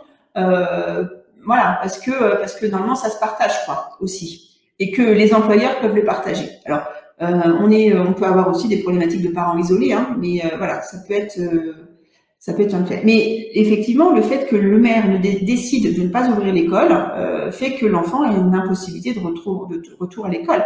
Vous pouvez aussi avoir des écoles qui réouvrent, mais avec des enfants qui ne sont pas accueillis, puisqu'on sait qu'on est sur 15 maxi par classe, avec 4 mètres carrés par enfant. Enfin, les conditions de reprise vont être, vous le savez mieux que moi encore, vont être compliquées. Donc, il y a un nombre d'enfants qui ne sont pas accueillis, qui ne sera pas accueilli. C'est sûr. D'accord, mais pourtant, là, on entend de plus en plus, en fait, le préfet refuser les arrêtés que les maires y prennent. Donc, du coup, comment ça va être traduit? Est-ce que ça va être quelque chose qu'on doit prendre en compte ou pas, alors que juridiquement parlant, c'est au milieu? Vous ne pouvez pas faire autrement que de le prendre en compte, dès lors qu'il n'y a effectivement pas d'ouverture de la classe. Il y a effectivement des référés qui sont en cours, donc ils vont être, il va y avoir une décision rapide des tribunaux. Hein, donc après, il y aura une injonction auprès des élus pour faire l'ouverture. Mais tant que la structure n'existe pas, vous ne pouvez pas faire autrement que d'accepter l'autorisation spéciale d'absence. D'accord. Et alors, par contre, dans certaines mairies là, qui décident d'ouvrir leur classe, j'ai connaissance qu'il va y avoir des activités annexes pour les personnes, pour les enfants qui ne pourront pas être en cours. Est-ce que c'est pareil? Est-ce que c'est quelque chose qui doit être soumis à une obligation auprès des parents ou pas du tout? Si, alors déjà, je ne sais pas s'il y en a beaucoup des collectivités qui le font, mais j'ai plutôt entendu le contraire, moi. Parce qu'a priori, le coût à supporter par la collectivité est tel que je ne suis pas sûre que beaucoup le mettent en place. Mais effectivement, s'il y a au sein de l'école capacité d'accueillir l'enfant sur un autre temps que le temps scolaire, ça fait partie des possibilités d'accueil de l'enfant. Alors, je ne parle pas forcément des garderies, mais on est bien d'accord qu'on est sur du temps scolaire qui serait occupé à autre chose pendant que la quinzaine d'enfants est en classe, et on a une autre partie qui n'est pas en classe. C'est ça, oui. Ouais. D'accord. Donc, pour moi, il y a une possibilité d'accueil de l'enfant. D'accord, merci. Donc, Caroline, je vais prendre la question d'Alexia qui a un problème de micro. Comment obtenir les IJ pour les fonctionnaires en arrêt pour des pathologies aggravantes? Est-ce que juste une déclaration sur le site Amélie suffit? Alors pour moi, oui, mais j'ai noté la question pour creuser ça auprès de collègues, parce que je vous avoue que comme je ne fais pas, moi, les déclarations sur Amélie, je connais pas le site, donc ça va me demander d'aller faire un peu de précision. Je ferai une précision là-dessus, parce que on avait déjà une question de je ne sais plus, d'une des collègues qui avait attrait à cette déclaration sur Amélie, je crois que c'est Madame Delbos. Donc du coup, je vais creuser pour donner la réponse. Mais pour moi, oui, la déclaration sur Amélie suffit. Merci Caroline. Alors c'est la réaction de Sandrine Dardaillon par rapport au cas qu'elle nous a exposé, à la situation. Donc pour cet agent, il peut être considéré en ASA et reprendre lundi alors, nous dit-elle. D'un point de vue pratique, je dirais que oui. Cependant, il y a quand même une suspicion. Il y a peut-être des faits antérieurs qui font penser qu'il est personne vulnérable, auquel cas il faut l'informer que pour les personnes vulnérables, il y a un mécanisme de protection qui sont mis en place et pour le coup, il doit ou aller sur la plateforme Amélie si lui considère que il doit effectivement être écarté du travail, et si le maire, puisqu'a priori ça vient du maire, il y a le sentiment qu'il y a une vulnérabilité qui fait qu'il est incompatible avec le travail, il faut que le médecin de prévention soit saisi pour répondre à la question activité ou pas activité. Et si c'est personne vulnérable, on sera sur un arrêt de travail et IJ versé par la CPAM. D'accord. Catherine Boudy du conseil départemental de la Corrèze nous dit: y a-t-il une fin annoncée pour la suppression de la journée de carence? Non, pas encore. Pour moi, c'est la fin. Enfin, juridiquement, je dirais que c'est lié à la fin de l'état d'urgence sanitaire, qui a déjà été reporté d'un mois. Donc, pour l'instant, non, pas de choses annoncées. Je dirais que, j'ai un peu le sentiment que les choses vont se préciser aussi avec l'évolution de la pandémie dans les semaines à venir. C'est-à-dire que la sortie, le déconfinement va aussi être éclairant sur, le devenir du Covid, qui est quand même la grosse problématique. C'est-à-dire que voilà, la question c'est est-ce qu'on retourne sur du confinement ou pas? Pour l'instant, j'ai pas d'informations. Et tant qu'on ne sait pas la contagion vers le Covid, je pense qu'on n'aura pas de réponse et qu'on continuera à garder la journée de carence. Qu'on continuera à ne pas l'appliquer. Alors, je vois qu'il y a des questions par rapport aux agents CNRACL. Une question d'Aubussac. Un agent CNRACL placé en ASA pour garder ses enfants.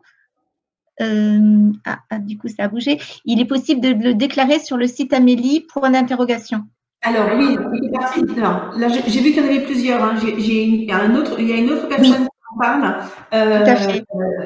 Emmanuel Estrade, notamment. Je dirais que oui, mais voilà, comme je ne l'ai pas vérifié par moi-même et que je suis un peu comme Saint Thomas, je ne crois que ce que je vois. Je vais creuser la question et on vous donnera la réponse. Pour moi, oui, il y a déclaration auprès du site d'amélie.fr, y compris pour les agents CNRACL. Et normalement, l'opération est possible. Mais je vais m'en assurer et je vous tiens au courant là-dessus de manière à ce que vous ayez l'information la plus complète et la plus précise. Merci Caroline. Est-ce que Alexandre Garbard du CIAS du Pays de Nexon souhaite prendre la parole? Il a un cas à nous énoncer pour un apprenti. Vous pouvez prendre la parole, Alexandre. Oui, on a en fait un apprenti qui nous est, alors c'est plus sur la première partie de la formation que la question va porter. On a un apprenti qui nous est mis à disposition par un groupement d'employeurs. Donc dans le cadre, enfin, il est animateur en accueil de loisirs. Là, avec la réouverture des écoles, on va devoir mettre à disposition des agents aux communes de notre territoire pour qu'ils puissent faire des garderies. Est-ce que cet apprenti, qui en plus nous est déjà mis à disposition, peut être mis à disposition d'une mairie? Alors, la mise à disposition, elle aurait lieu par le groupement d'employeurs et pas par le CIAS aujourd'hui. Hein. Puisqu'en fait, si j'ai bien compris, il est employé par le groupement d'employeurs et mis à disposition du CIAS. C'est ça, tout à fait. Voilà, donc dans ce cadre-là, pourquoi pas? Je dirais que les conditions à regarder, c'est de s'assurer, parce que du coup, on est sur un apprenti vraisemblablement moins de 18 ans. Oui. Donc avec des mesures quand même qui sont vraies pour tous les agents, mais qui vont être à regarder encore de plus près, à la fois sur l'accompagnement et vous m'avez dit que c'était pour accueil de loisirs. Donc oui, c'est un peu moins vrai pour ce que j'allais dire, mais en tout cas, ça sera vrai dans l'absolu. Il faut faire attention aux mesures de protection liées à la pandémie et aux mesures de protection de travail habituel. L'apprenti n'est pas un travailleur isolé et le fait qu'on ait des équipes qui soient vraisemblablement en sous-effectif au moins au départ fait qu'il faut veiller à ce qu'il y ait un encadrement possible de surveillance et d'accompagnement de l'apprenti sur cette période. Donc oui, c'est possible dès lors que le groupement d'employeurs fait lui-même ses mises à disposition. Ça peut être intéressant, je pense, notamment pour qu'il y ait de l'activité et pour lui de pouvoir valider son apprentissage. Après, ça implique que les mairies et le groupement d'employeurs passent une convention, que du coup le maître de stage change, puisque nous, le maître d'apprentissage pour l'instant c'est quelqu'un de chez nous, mais s'il n'est pas mis à disposition. Alors on peut envisager qu'il y ait mise à disposition de ce maître d'apprentissage dans le cadre des missions, en même temps. Que nous, en fait, on fasse une mise à disposition du maître d'apprentissage et que le groupement d'employeurs fasse une mise à disposition de l'apprenti. Eh bien oui, pourquoi pas. D'accord, mais ça implique qu'il y ait des libérations? Alors non, non. Les réponses sont assez claires là-dessus, non. Mais une information au conseil concerné dès que c'est possible. D'accord, ok. Et en plus là, on est de façon, j'ai élargi un peu la question. On est sur de la gestion du droit privé. Donc c'est vraiment le code du travail qu'il va falloir aller regarder. Et donc du coup, les mises à disposition, elles sont un peu simplifiées par rapport au public. Pas trop dans les conditions d'accueil, mais en tout cas dans les capacités à mettre un contrat à disposition. Parce que vous savez que dans le droit public, un contrat CDD va être à disposition. Or, un apprenti, par définition, c'est un contrat à durée déterminée. D'accord. Merci. Je vous en prie. Alors, je vais reprendre la parole, Caroline.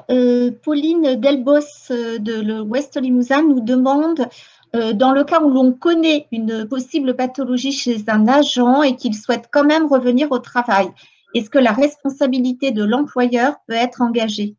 Non, vous n'êtes pas censé connaître la pathologie de l'agent, sauf si elle résulte d'une maladie professionnelle ou d'un accident du travail qui aurait pu vous permettre d'avoir accès au dossier médical, parce qu'il y a eu saisine de la commission de réforme notamment, vous n'êtes pas censé connaître les pathologies. Donc, en termes de responsabilité, je dirais non. C'est bien à l'agent que revêt la responsabilité. Dès lors que vous avez prévenu l'ensemble de vos agents qu'il y a repris des activités dans telle et telle condition, avec un plan de reprise d'activité, quelle que soit la forme que vous lui donnez, que vous indiquiez à vos agents au moment de la reprise que s'ils pensent être dans une des 11 pathologies inscrites dans les textes, ils peuvent bénéficier d'un arrêt de travail, d'un arrêt de maladie et d'être donc éloignés du poste de travail. C'est à eux d'en faire la démarche. Donc, il faut que vous ayez prévenu vos agents de cette possibilité-là.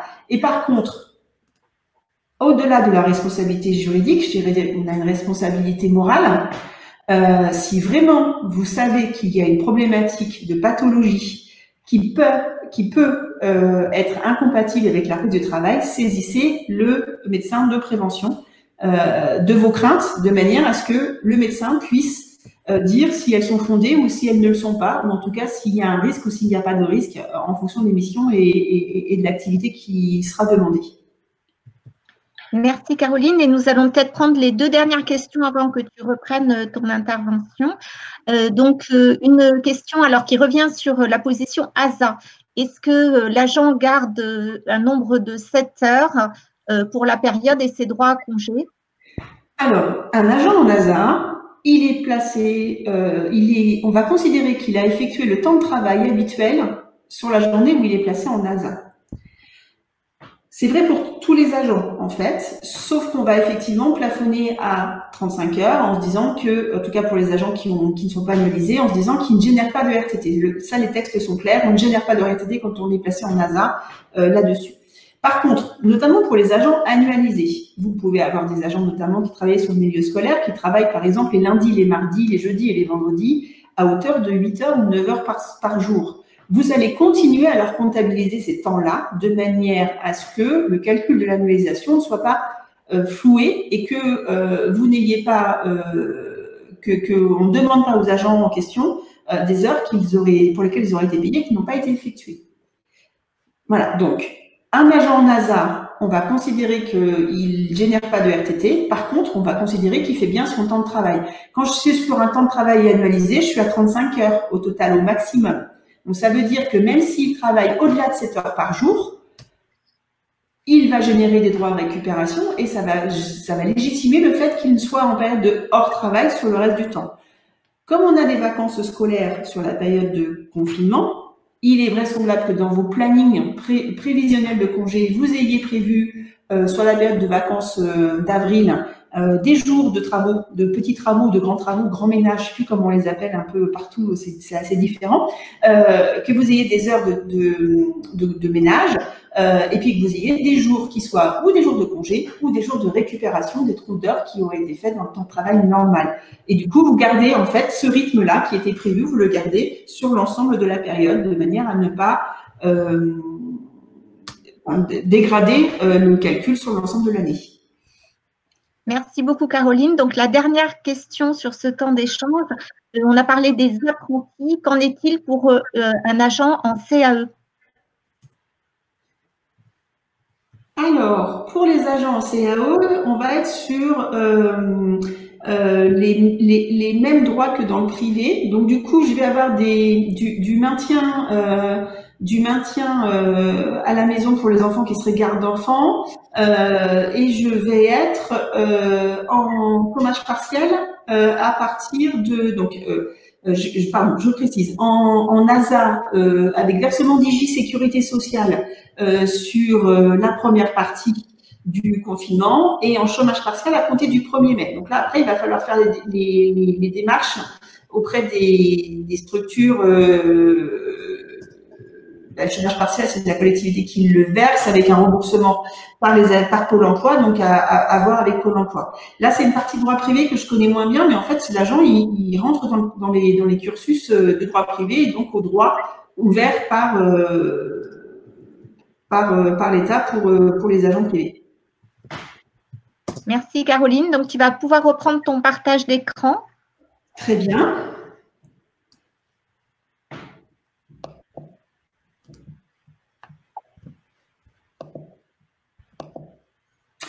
Et donc, est-ce que ça fonctionne? Alors, pas pour le moment. Est-ce que tu as bien retrouvé ton document? Oui.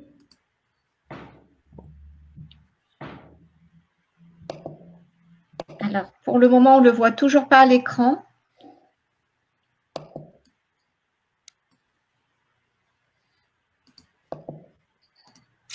Hop, toc. Partager.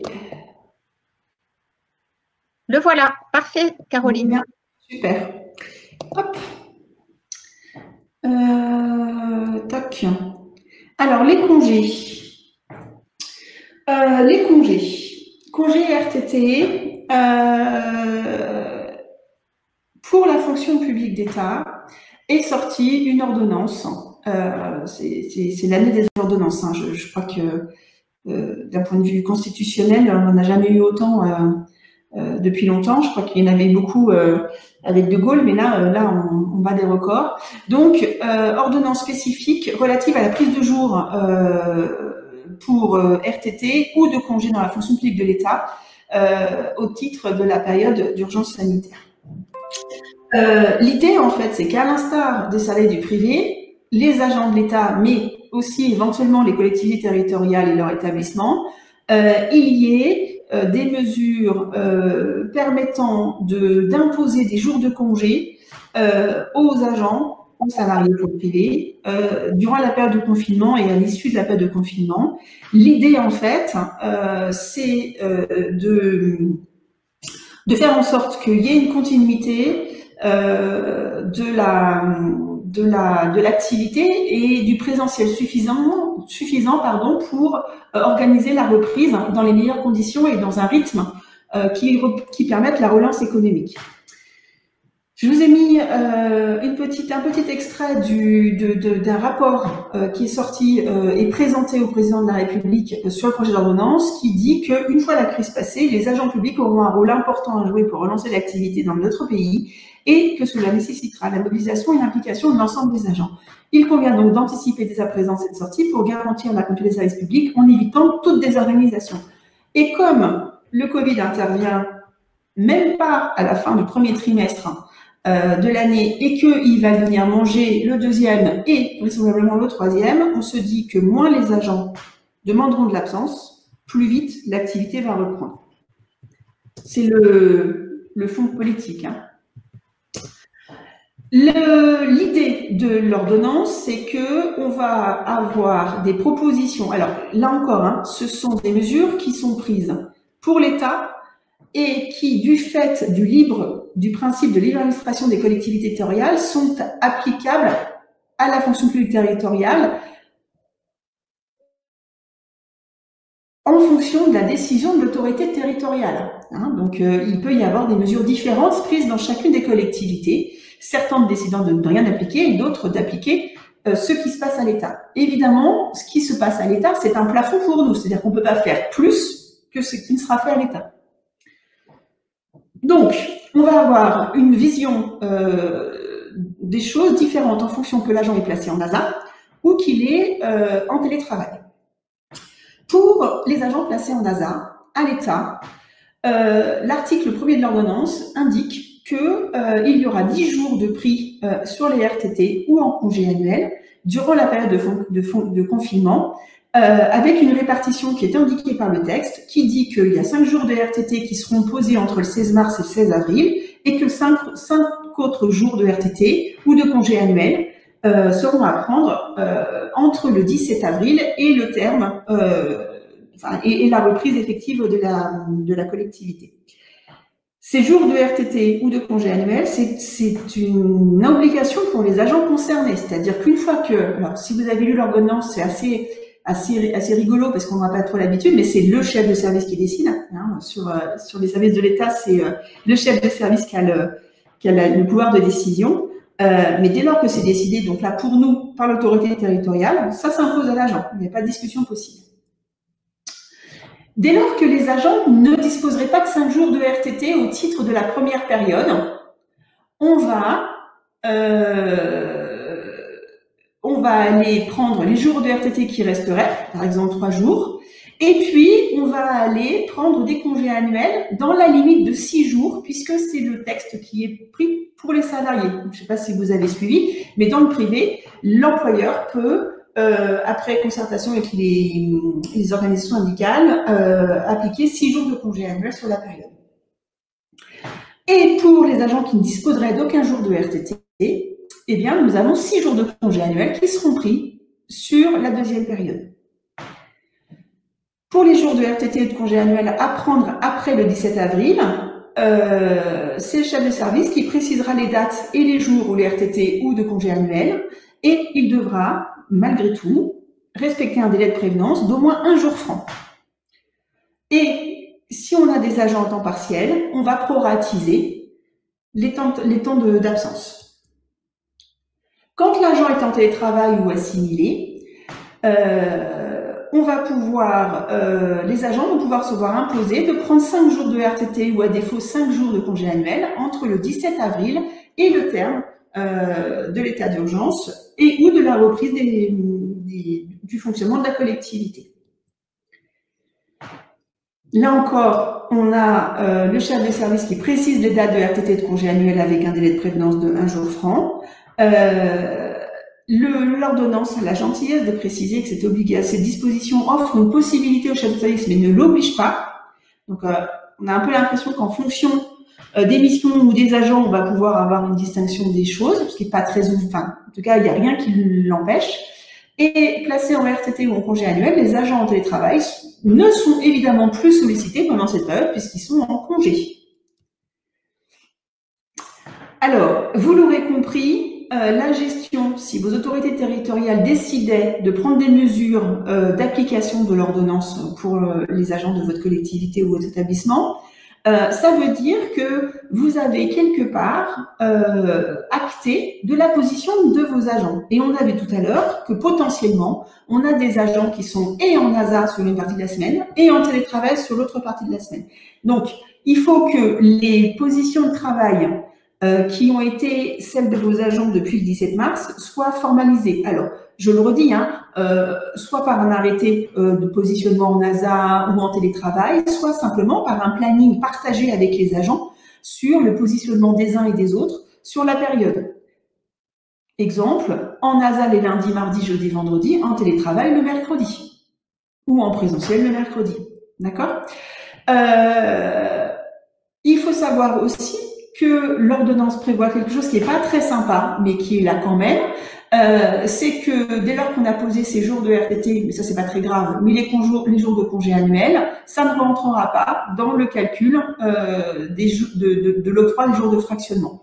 Alors, tant qu'on est avant, enfin c'est surtout pour les jours qui auraient été posés entre donc du coup le 17 avril et le 1er mai. Une petite précision quant au compte épargne-temps, parce que j'ai déjà eu les questions. Il y a un décret qui va venir modifier un petit peu les textes que nous avions sur le compte épargne-temps, notamment pour prévoir la possibilité de basculer des jours de reliquat de 2019 sur 2020. Et donc du coup de mettre d'office, enfin, faut attendre le texte, mais éventuellement de mettre des jours de 2019 qui n'étaient pas prévus au CET, de les mettre en CET, et élargir le CET qui passerait de 60 jours à 70 jours. Voilà. Donc, je vais finir le partage de manière à pouvoir répondre à vos questions. Voilà, a priori, ma caméra s'est remise à fonctionner. Vous me voyez? Oui, on te voit, Caroline. Donc, Alexia nous pose une question par écrit. Le rapport au président apporte des précisions par rapport notamment par rapport au présentiel et au télétravail assimilé. Donc, des précisions par rapport au contenu même de l'ordonnance. Quelle est la valeur juridique de ce type de document? Alors, non, le rapport n'a pas de valeur juridique. Il vient juste expliciter les motifs et les objectifs de l'ordonnance. Mais il n'y a pas de valeur juridique. Après, les décisions des élus, notamment d'appliquer ou de ne pas appliquer, elles se prennent, il faut garder à l'esprit qu'elles doivent avoir un caractère équitable. C'est-à-dire que si on décide d'appliquer l'ordonnance, il faut qu'il n'y ait pas de désagrément spécifique pour certains des agents et pas pour d'autres. Donc en fait, il faut avoir une vision assez globale des choses. Voilà. Je ne sais pas si je réponds à la question d'Alexia. Elle peut nous le mettre par écrit parce qu'elle a un petit problème de micro. Et puis sinon, il nous reste 20-25 minutes. Donc voilà, ça répond à la question d'Alexia. Merci Alexia. Est-ce qu'il y a d'autres questions, précisions? C'est vrai que 2 heures d'attention finalement pour Caroline l'intervenante et pour les participants aussi, c'est un petit peu long. Emmanuel Estrade, est-ce que vous voulez prendre la parole, Emmanuel, de la mairie d'Aigleton? Donc à gauche du téléphone rouge, vous avez votre micro. Ah, pas de micro. Très bien, je lis la question. La décision de pose des congés par la collectivité durant cette période doit-elle être soumise à délibération et donc avis de la collectivité? Merci. Alors, du comité technique, pardon. Alors, délibération non, il s'agit d'une décision d'organisation de la vie de la collectivité, elle relève de l'autorité territoriale. Après, qu'il y ait des souhaits des élus, des maires, notamment des maires qui sont en passation, c'est-à-dire qu'on a quand même un certain nombre de maires aujourd'hui qui sont des passeurs, c'est-à-dire qui ne se sont par exemple pas représentés aux élections et qui doivent commencer à travailler avec des équipes qui ont été élues mais qui n'ont pas aujourd'hui désigné leur maire et leur conseil. C'est un peu compliqué. Il peut y avoir effectivement des décisions qui sont prises aujourd'hui et expliquées au conseil municipal, mais il n'y a pas d'obligation d'en parler, de délibération. Et je dirais que si on en parle au conseil municipal et que, puisque ceux-ci sont publics, il serait intéressant qu'éventuellement on s'interroge sur la forme privée de l'information donnée au niveau du conseil municipal. Avis du CT, excellente question. L'ordonnance ne le prévoit pas. Les réponses qu'on a sont des réponses de Normand. Alors, est-ce que c'est lié à l'origine géographique de notre Premier ministre? J'en sais rien. Mais c'est peut-être bien oui que non. Je ne saurais que vous inciter à avoir un dialogue social le plus ouvert possible en cette période, et notamment là-dessus, de manière à, sinon avoir un avis, en tout cas, tenir informé, voire travailler avec les organisations syndicales membres de votre CT, quand il est pas placé auprès du centre de gestion, de manière à ce que y ait des décisions qui soient partagées et expliquées. Ça, tout simplement, à l'instar de ce qui est prévu dans le privé. Hein. Mais là, encore, l'ordonnance ne le prévoit pas. Le chef de service décide. Donc, a priori, le maire décide. Franchement, en ce moment, je pense que le mieux, c'est quand même d'en discuter avec les membres du CT. Et peut-être même, quand vous avez un CT qui travaille régulièrement ensemble, de les faire travailler sur la question. Voilà, si vous n'avez pas un refus de but en blanc des dispositions, évidemment, de l'ordonnance, ce qui est tout à fait possible aussi. Sandrine Dardaillon nous fait une remarque sur un agent annualisé, on garde son temps de travail puisque en autorisation spéciale d'absence, mais on peut mettre des congés. Elle dit que ce n'est pas clair. Pour les agents annualisés, les congés sont déjà prévus, sont déjà calculés dans le temps de travail. Donc eux, les congés sont posés. C'est-à-dire que si dans le planning de l'ATSEM, des congés avaient été prévus en avril, ils ont été pris. Donc de toute façon, quoi qu'il en soit, ils ne sont pas vraiment concernés par l'ordonnance. Puisqu'en fait, les périodes de congés sont normalement prévues dans un planning prévisionnel des congés pour avoir une répartition de l'ensemble du temps de travail sur l'année.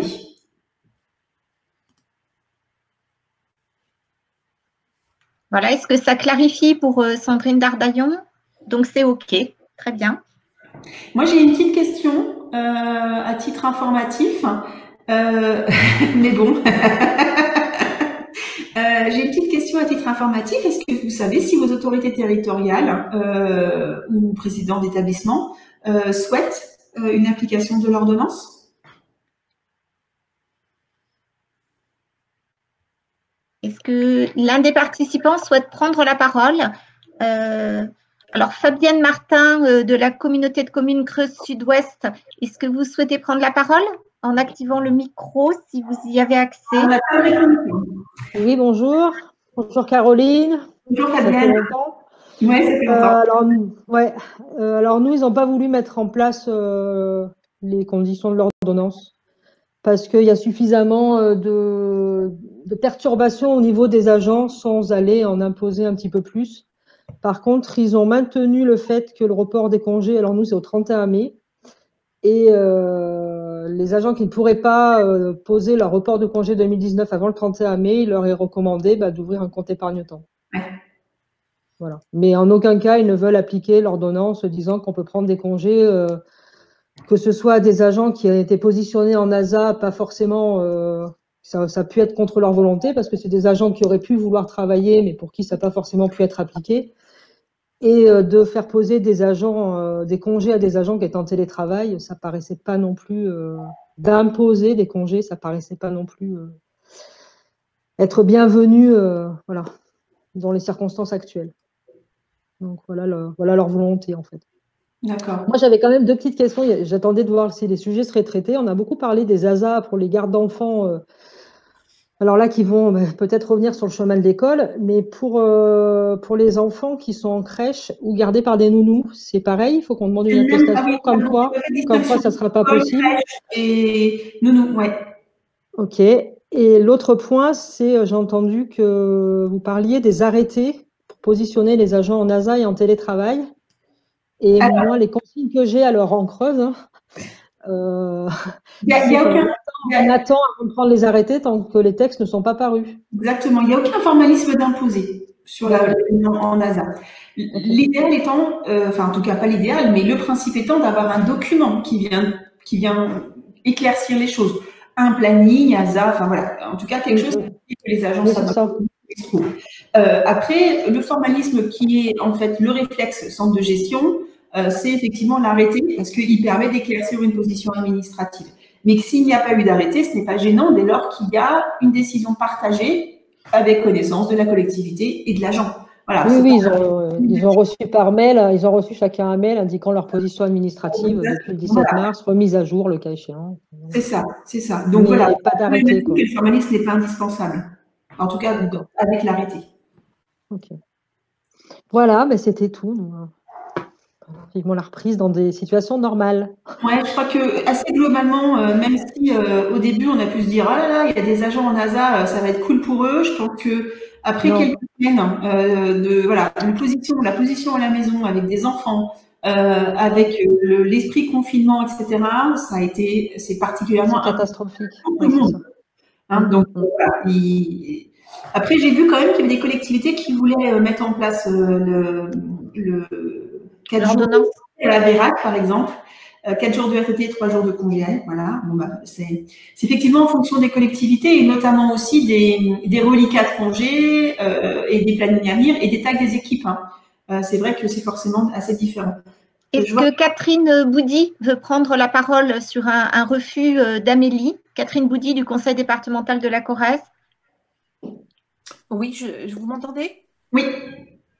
Oui, nous avons déjà eu un refus pour un agent qui effectivement a des soucis pour se rendre sur son lieu de travail en raison de handicap, mais pas forcément reconnu dans les pathologies.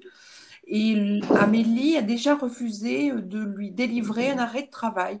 Donc, vos éléments de tout à l'heure, du coup, me posent question et votre réponse à venir sera… Voilà. Cette personne est excusez-moi, la fatigue est en ALD? Non, je ne pense pas. C'est pour ça. Du coup, Amélie va fournir des documents sans souci dès lors que l'agent est en ALD, parce qu'il est connu par eux. Un agent CNRACL qui n'est pas en ALD, il n'est pas connu de la sécurité sociale. Auquel cas, c'est le médecin traitant qui doit intervenir.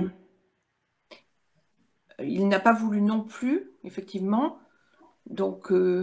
on l'a mis en impossibilité de télétravail au regard donc elle est en ASA de son poste. Voilà. S'il n'y a pas de vulnérabilité qui est détectée soit par Amélie parce que c'est en ALD, soit par le médecin traitant parce qu'il n'y a pas d'ALD, ça veut dire que l'agent il n'est pas en position de vulnérabilité et qu'il peut être en position de travail dans des conditions adaptées, évidemment, aux mesures. Mais auquel cas, dans la mesure où il n'a pas de mission, il est en ASA. Oui, mais votre indication par rapport tout à l'heure à la déclaration sur Amélie, pour les agents en garde d'enfants, comment est-ce une démarche différente? Oui, et c'est pour les agents IRCANTAC. D'accord, pas CNRACL. Déclaration pour les agents IRCANTAC uniquement, pour garde d'enfants. D'accord. L'intervention de la sécurité sociale, c'est uniquement pour la vulnérabilité. Pour les agents CNRACL, c'est uniquement dans le cas de la vulnérabilité, pas autre chose. D'accord, merci beaucoup. Je vous en prie. Je vais creuser la question d'Amélie là, parce qu'il y en a quand même pas mal. Donc, oui, c'est important. Oui, ça pourra faire partie des compléments qu'on fera passer aux participants de ce matin. Nous avons une question de Cécile Delpy, à nouveau du Conseil départemental de la Corrèze. Cécile, je vous donne la parole. Vous pouvez activer votre micro. Oui, vous m'entendez? Très bien. Oui. Alors, je revenais sur l'acte individuel à prendre dans les différentes situations. J'en vois quand même un intérêt parce que les agents aujourd'hui qui sont en télétravail, ils ont un contrat de télétravail. On a fait un contrat, enfin la collectivité a fait un contrat de télétravail. Effectivement, aujourd'hui, les personnes qui sont en ASA, quelle que soit l'origine, garde d'enfants ou raison pathologique, on n'a pas un document synthétique. Effectivement, on a des éléments au fil de l'eau en fonction des évolutions, mais on n'a pas de document synthétique. Donc, ça voudrait dire qu'on pourrait établir un document qui recense à partir du 17 mars toute la situation de l'agent individuellement. Oui, ça serait intéressant. Alors, j'allais dire, ça va d'intérêt que notamment si la collectivité veut mettre en place l'ordonnance. Parce que pour le coup, vous allez devoir différencier le traitement que vous allez faire de vos agents. Oui. Donc ça va avoir un sens. Si vous n'avez pas d'autres mesures à prendre, est-ce utile de passer du temps là-dessus? J'ai du mal à vous répondre.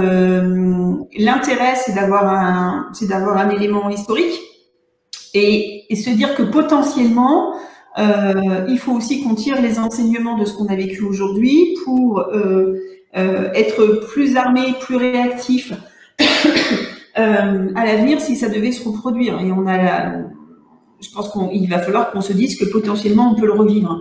Voilà, donc historiquement, ça a du sens aussi, c'est-à-dire que ça permet de savoir où on en était. Après, est-ce que c'est recenser tous les agents avec leur position ou c'est recenser tous les agents et ne sortir que les agents qui avaient une position, comment dire, pas exceptionnelle, mais en tout cas la moins répandue. Parce que vous êtes sur le conseil départemental, hein, c'est ça? Oui, c'est ça. Présenter un peu d'agents, vous voyez ce que je veux dire? C'est en fonction de la taille de votre collectivité que je vous réponds. En fait, ça serait Vera qui me poserait la question. Je me poserai pas enfin, oui, pour moi, il faut qu'il y ait suivi depuis le 17 mars, mais il y a quelques agents à suivre. Sur le conseil départemental, ça fait un paquet de monde à recenser. Donc, vous pouvez peut-être avoir un recensement qui dit tout le monde était en ASA, sauf telle situation en télétravail, telle situation en présentiel, etc. Peut-être. Ok. Concernant l'ordonnance, on a, nous, décidé de faire une application, effectivement, à savoir qu'aujourd'hui, on a demandé aux agents de poser des congés, un RTT ou congé, sur la période de déconfinement, donc à concurrence de 5 jours. Oui. Et donc, ça veut dire aujourd'hui qu'on pourrait évoluer à redemander 5 jours. Pour arriver en ASA. Oui, pour les ASA, pour en arriver à un total de 10 jours. Oui, c'est le maxi qu'offre l'ordonnance. Mais attention, si c'est 10 jours, c'est 10 jours en RTT et congé annuel. Oui, ok. Hein, ça peut être 10 jours de congé annuel, vous l'avez compris. Vous avez un plafond de 6 jours pour les congés annuels. Oui, tout à fait. D'accord. Ok, parce que l'ordonnance, elle a été contestée par un syndicat, mais il a été rejeté sur. C'est pour ça que je comprends pas qu'il y ait problématique sur l'application. Enfin, il n'y a pas de problème qu'une collectivité fasse le choix de l'appliquer. Non, du tout. Ouais, on est d'accord. Ok. Non, pas du tout. Non, pas de problématique. D'accord, merci. Merci. Donc, il y a une question d'Odette Gache sur l'agent CNRACL. Est-ce qu'il doit envoyer l'exemplaire de l'arrêt où figure la pathologie à la sécurité sociale? Je ne sais pas, je l'ai noté pour. On est d'accord. Parce que c'est la même problématique d'Amélie là. D'accord. Et l'autre question, c'est Emmanuel Bouige de Camp-Saint-Mathurin. Pour un agent en télétravail, doit-on faire un arrêté individuel ou bien le document récapitulant tous les agents dans le PCA peut suffire? Moi, j'ai tendance à répondre que dès lors que vous avez un document qui formalise les choses, ça suffit. Dès lors qu'en plus, ce document, il a été partagé. Donc, ça veut dire que l'agent qui était dans le PCA, il savait qu'il travaillait de telle période à telle période, etc. Donc, j'ai pas de problématique avec ça. Je suis pas une fanat je suis pas une aficionados de l'arrêté, vous l'aurez compris. Peut-être moins que d'autres, mais pour le coup, c'est pas une nécessité dès lors qu'il y a un document traçable qui a été partagé avec l'agent concerné. Notamment quand vous voulez mettre en place, je vous dis l'ordonnance, puisque vous pouvez avoir un traitement différencié des agents qui étaient en ASA, des agents qui étaient en télétravail. C'est pas illégitime d'ailleurs. J'ai deux autres petits points. Je ne sais pas si on a fini avec les questions par rapport au congé. Oui, il n'y a plus de questions, Caroline. Je vais reprendre le partage et j'ai deux petites diapos que je voulais partager avec vous sur des questions qu'on a un petit peu régulièrement. Est-ce que c'est partagé? Oui, c'est bon, on voit ton diapo. Très bien. Et notamment sur la titularisation des personnes qui sont dont le stage arrive en fin de parcours, mais qui n'auraient pas pu suivre la formation initiale. On a un texte qui doit arriver nous permettant d'y répondre. Les positions sont pas arrêtées aujourd'hui. D'un point de vue statutaire, ce qui se passe quand un agent n'a pas fait sa formation initiale, soit parce qu'il y a eu un empêchement, enfin selon quelle que soit la raison d'ailleurs, on prolonge le stage jusqu'à la fin, jusqu'au moment où l'agent a fait cette formation initiale. Et une fois qu'elle est réalisée, il est titularisé à la date où il aurait dû être titularisé initialement. Donc, ça veut dire que potentiellement, s'il était titularisable par exemple au 1er mai, qu'il n'ait pas fait sa formation au 1er mai et qu'il fasse sa formation initiale au mois de septembre, on aurait de toute façon fin septembre une titularisation qui interviendrait au 1er mai. Mais il est possible que des textes permettent de titulariser maintenant avec une mise en place de la formation initiale postérieure et de toute façon avant le 30 juin 2021. C'est des réponses qu'on a du ministère de la fonction publique cette semaine. Voilà, donc je voulais vous en faire part. À suivre. Hein. Et puis, un point aussi sur des questions qu'on a eues régulièrement et qui vont concerner plus particulièrement les contractuels. Les règles qui prévalent sur la fin de contrat, elles demeurent les mêmes. C'est celles qui sont prévues au décret décret 1988, le décret 88-145. Hein. L'idée quand même du gouvernement et du chef de l'État, c'est de ne pas précariser des situations qui sont déjà difficiles. Autrement dit, il est préconisé la prolongation des contrats qui étaient en cours jusqu'à une date de fin de mission, de manière à ce que, une date au-delà du déconfinement, de manière à ce que l'agent conserve un statut. Hein. Et dans ce cadre-là, par exemple, quand on a un contractuel qui était sur un emploi permanent, on a possibilité de reconduire le contrat sans pour autant respecter l'ensemble des règles liées à la publication de l'offre et les mises en concurrence de différents candidats. Voilà, ça c'est ce que je voulais partager avec vous sur cette fin de matinée. Hop, je vais revenir. Merci Caroline, il nous reste 5 petites minutes.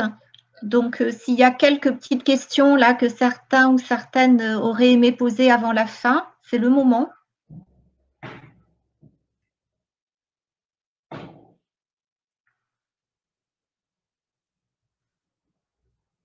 Donc, je ne vois pas de questions. Caroline, Fabienne. Oui, donc Fabienne Martin, on vous donne la parole. Vous pouvez allumer votre micro. Oui, c'est bon là, mon temps.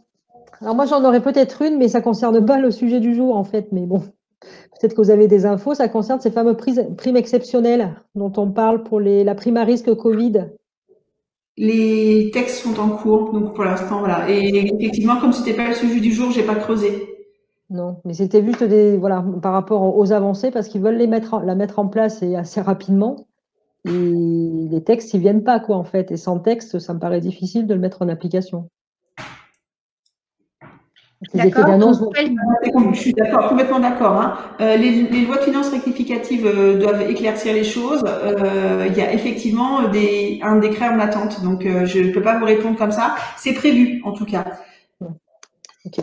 Merci. Et la question, c'est est-ce que ça rentre dans le RIFSEP ou ça rentre pas dans le RIFSEP? Est-ce que c'est une prime exceptionnelle? Voilà, j'ai pas d'infos là-dessus. Ouais, non, je ne sais même pas là-dessus. D'accord, merci. On va prendre les 3 dernières questions, Caroline. Emmanuel Desgletons nous demande, quand il y a remboursement des IJ, doit-on réintégrer dans la rémunération de l'agent ou pas? Alors, j'aurais tendance à vous répondre oui pour la prise en compte dans le net imposable de l'agent. Je dirais que ça va aussi dépendre, enfin, moi, il faut faire la réintégration, et après les différentes cette réintégration, en fonction du fait que vous avez, vous, perçu les IJ, ou si l'agent les a perçus. Là, j'ai pas d'informations, je creuserai, je l'avais déjà noté, puisque je l'avais vu s'afficher, cette question. Ça, pour moi, ça va aller avec les questions Amélie. D'accord, merci Caroline. Emmanuel Bouige nous demande, doit-on attendre les titularisations de fin de stage? Ben, si les formations initiales ont été réalisées avant, il n'y a absolument pas besoin d'attendre. Hein. Si les titularisations, si les stages, enfin les formations initiales n'ont pas pu être réalisées, moi j'aurais tendance à maintenir stagiaire dans l'attente, puisque c'est le texte qu'on avait au départ. Voilà. Et puis bah, éventuellement de procéder à la titularisation prochainement si le texte sort et qu'il dit bien qu'on peut le faire avant la formation initiale. Merci Caroline. Et puis on va prendre la dernière question. Donc je donne la parole à Cécile Delpy du Conseil départemental de la Corrèze. Vous pouvez prendre la parole, allumer votre micro. Oui, c'est une question concernant les indemnités de repas par rapport aux personnes qui ont fait du présentiel. Si j'ai bien compris, donc toutes les personnes qui ont été présentes dans la mesure où il n'y avait pas d'accès, si vous voulez, à la restauration, elles ont droit à une indemnité repas sans faire référence au lieu de résidence. Alors, j'avais celle-ci et puis l'autre par rapport à la titularisation. Pour les personnes qui sont stagiaires, donc, et en attendant le décret, ça veut dire qu'on sur la période, tant que le décret n'est pas paru, on les maintient en position de stagiaire. Je veux être sûre. Je ferai ça, oui. Oui, d'accord. Alors, pour les frais de l'indemnité de repas, maintenant, pardon. J'aurais tendance à vous répondre oui.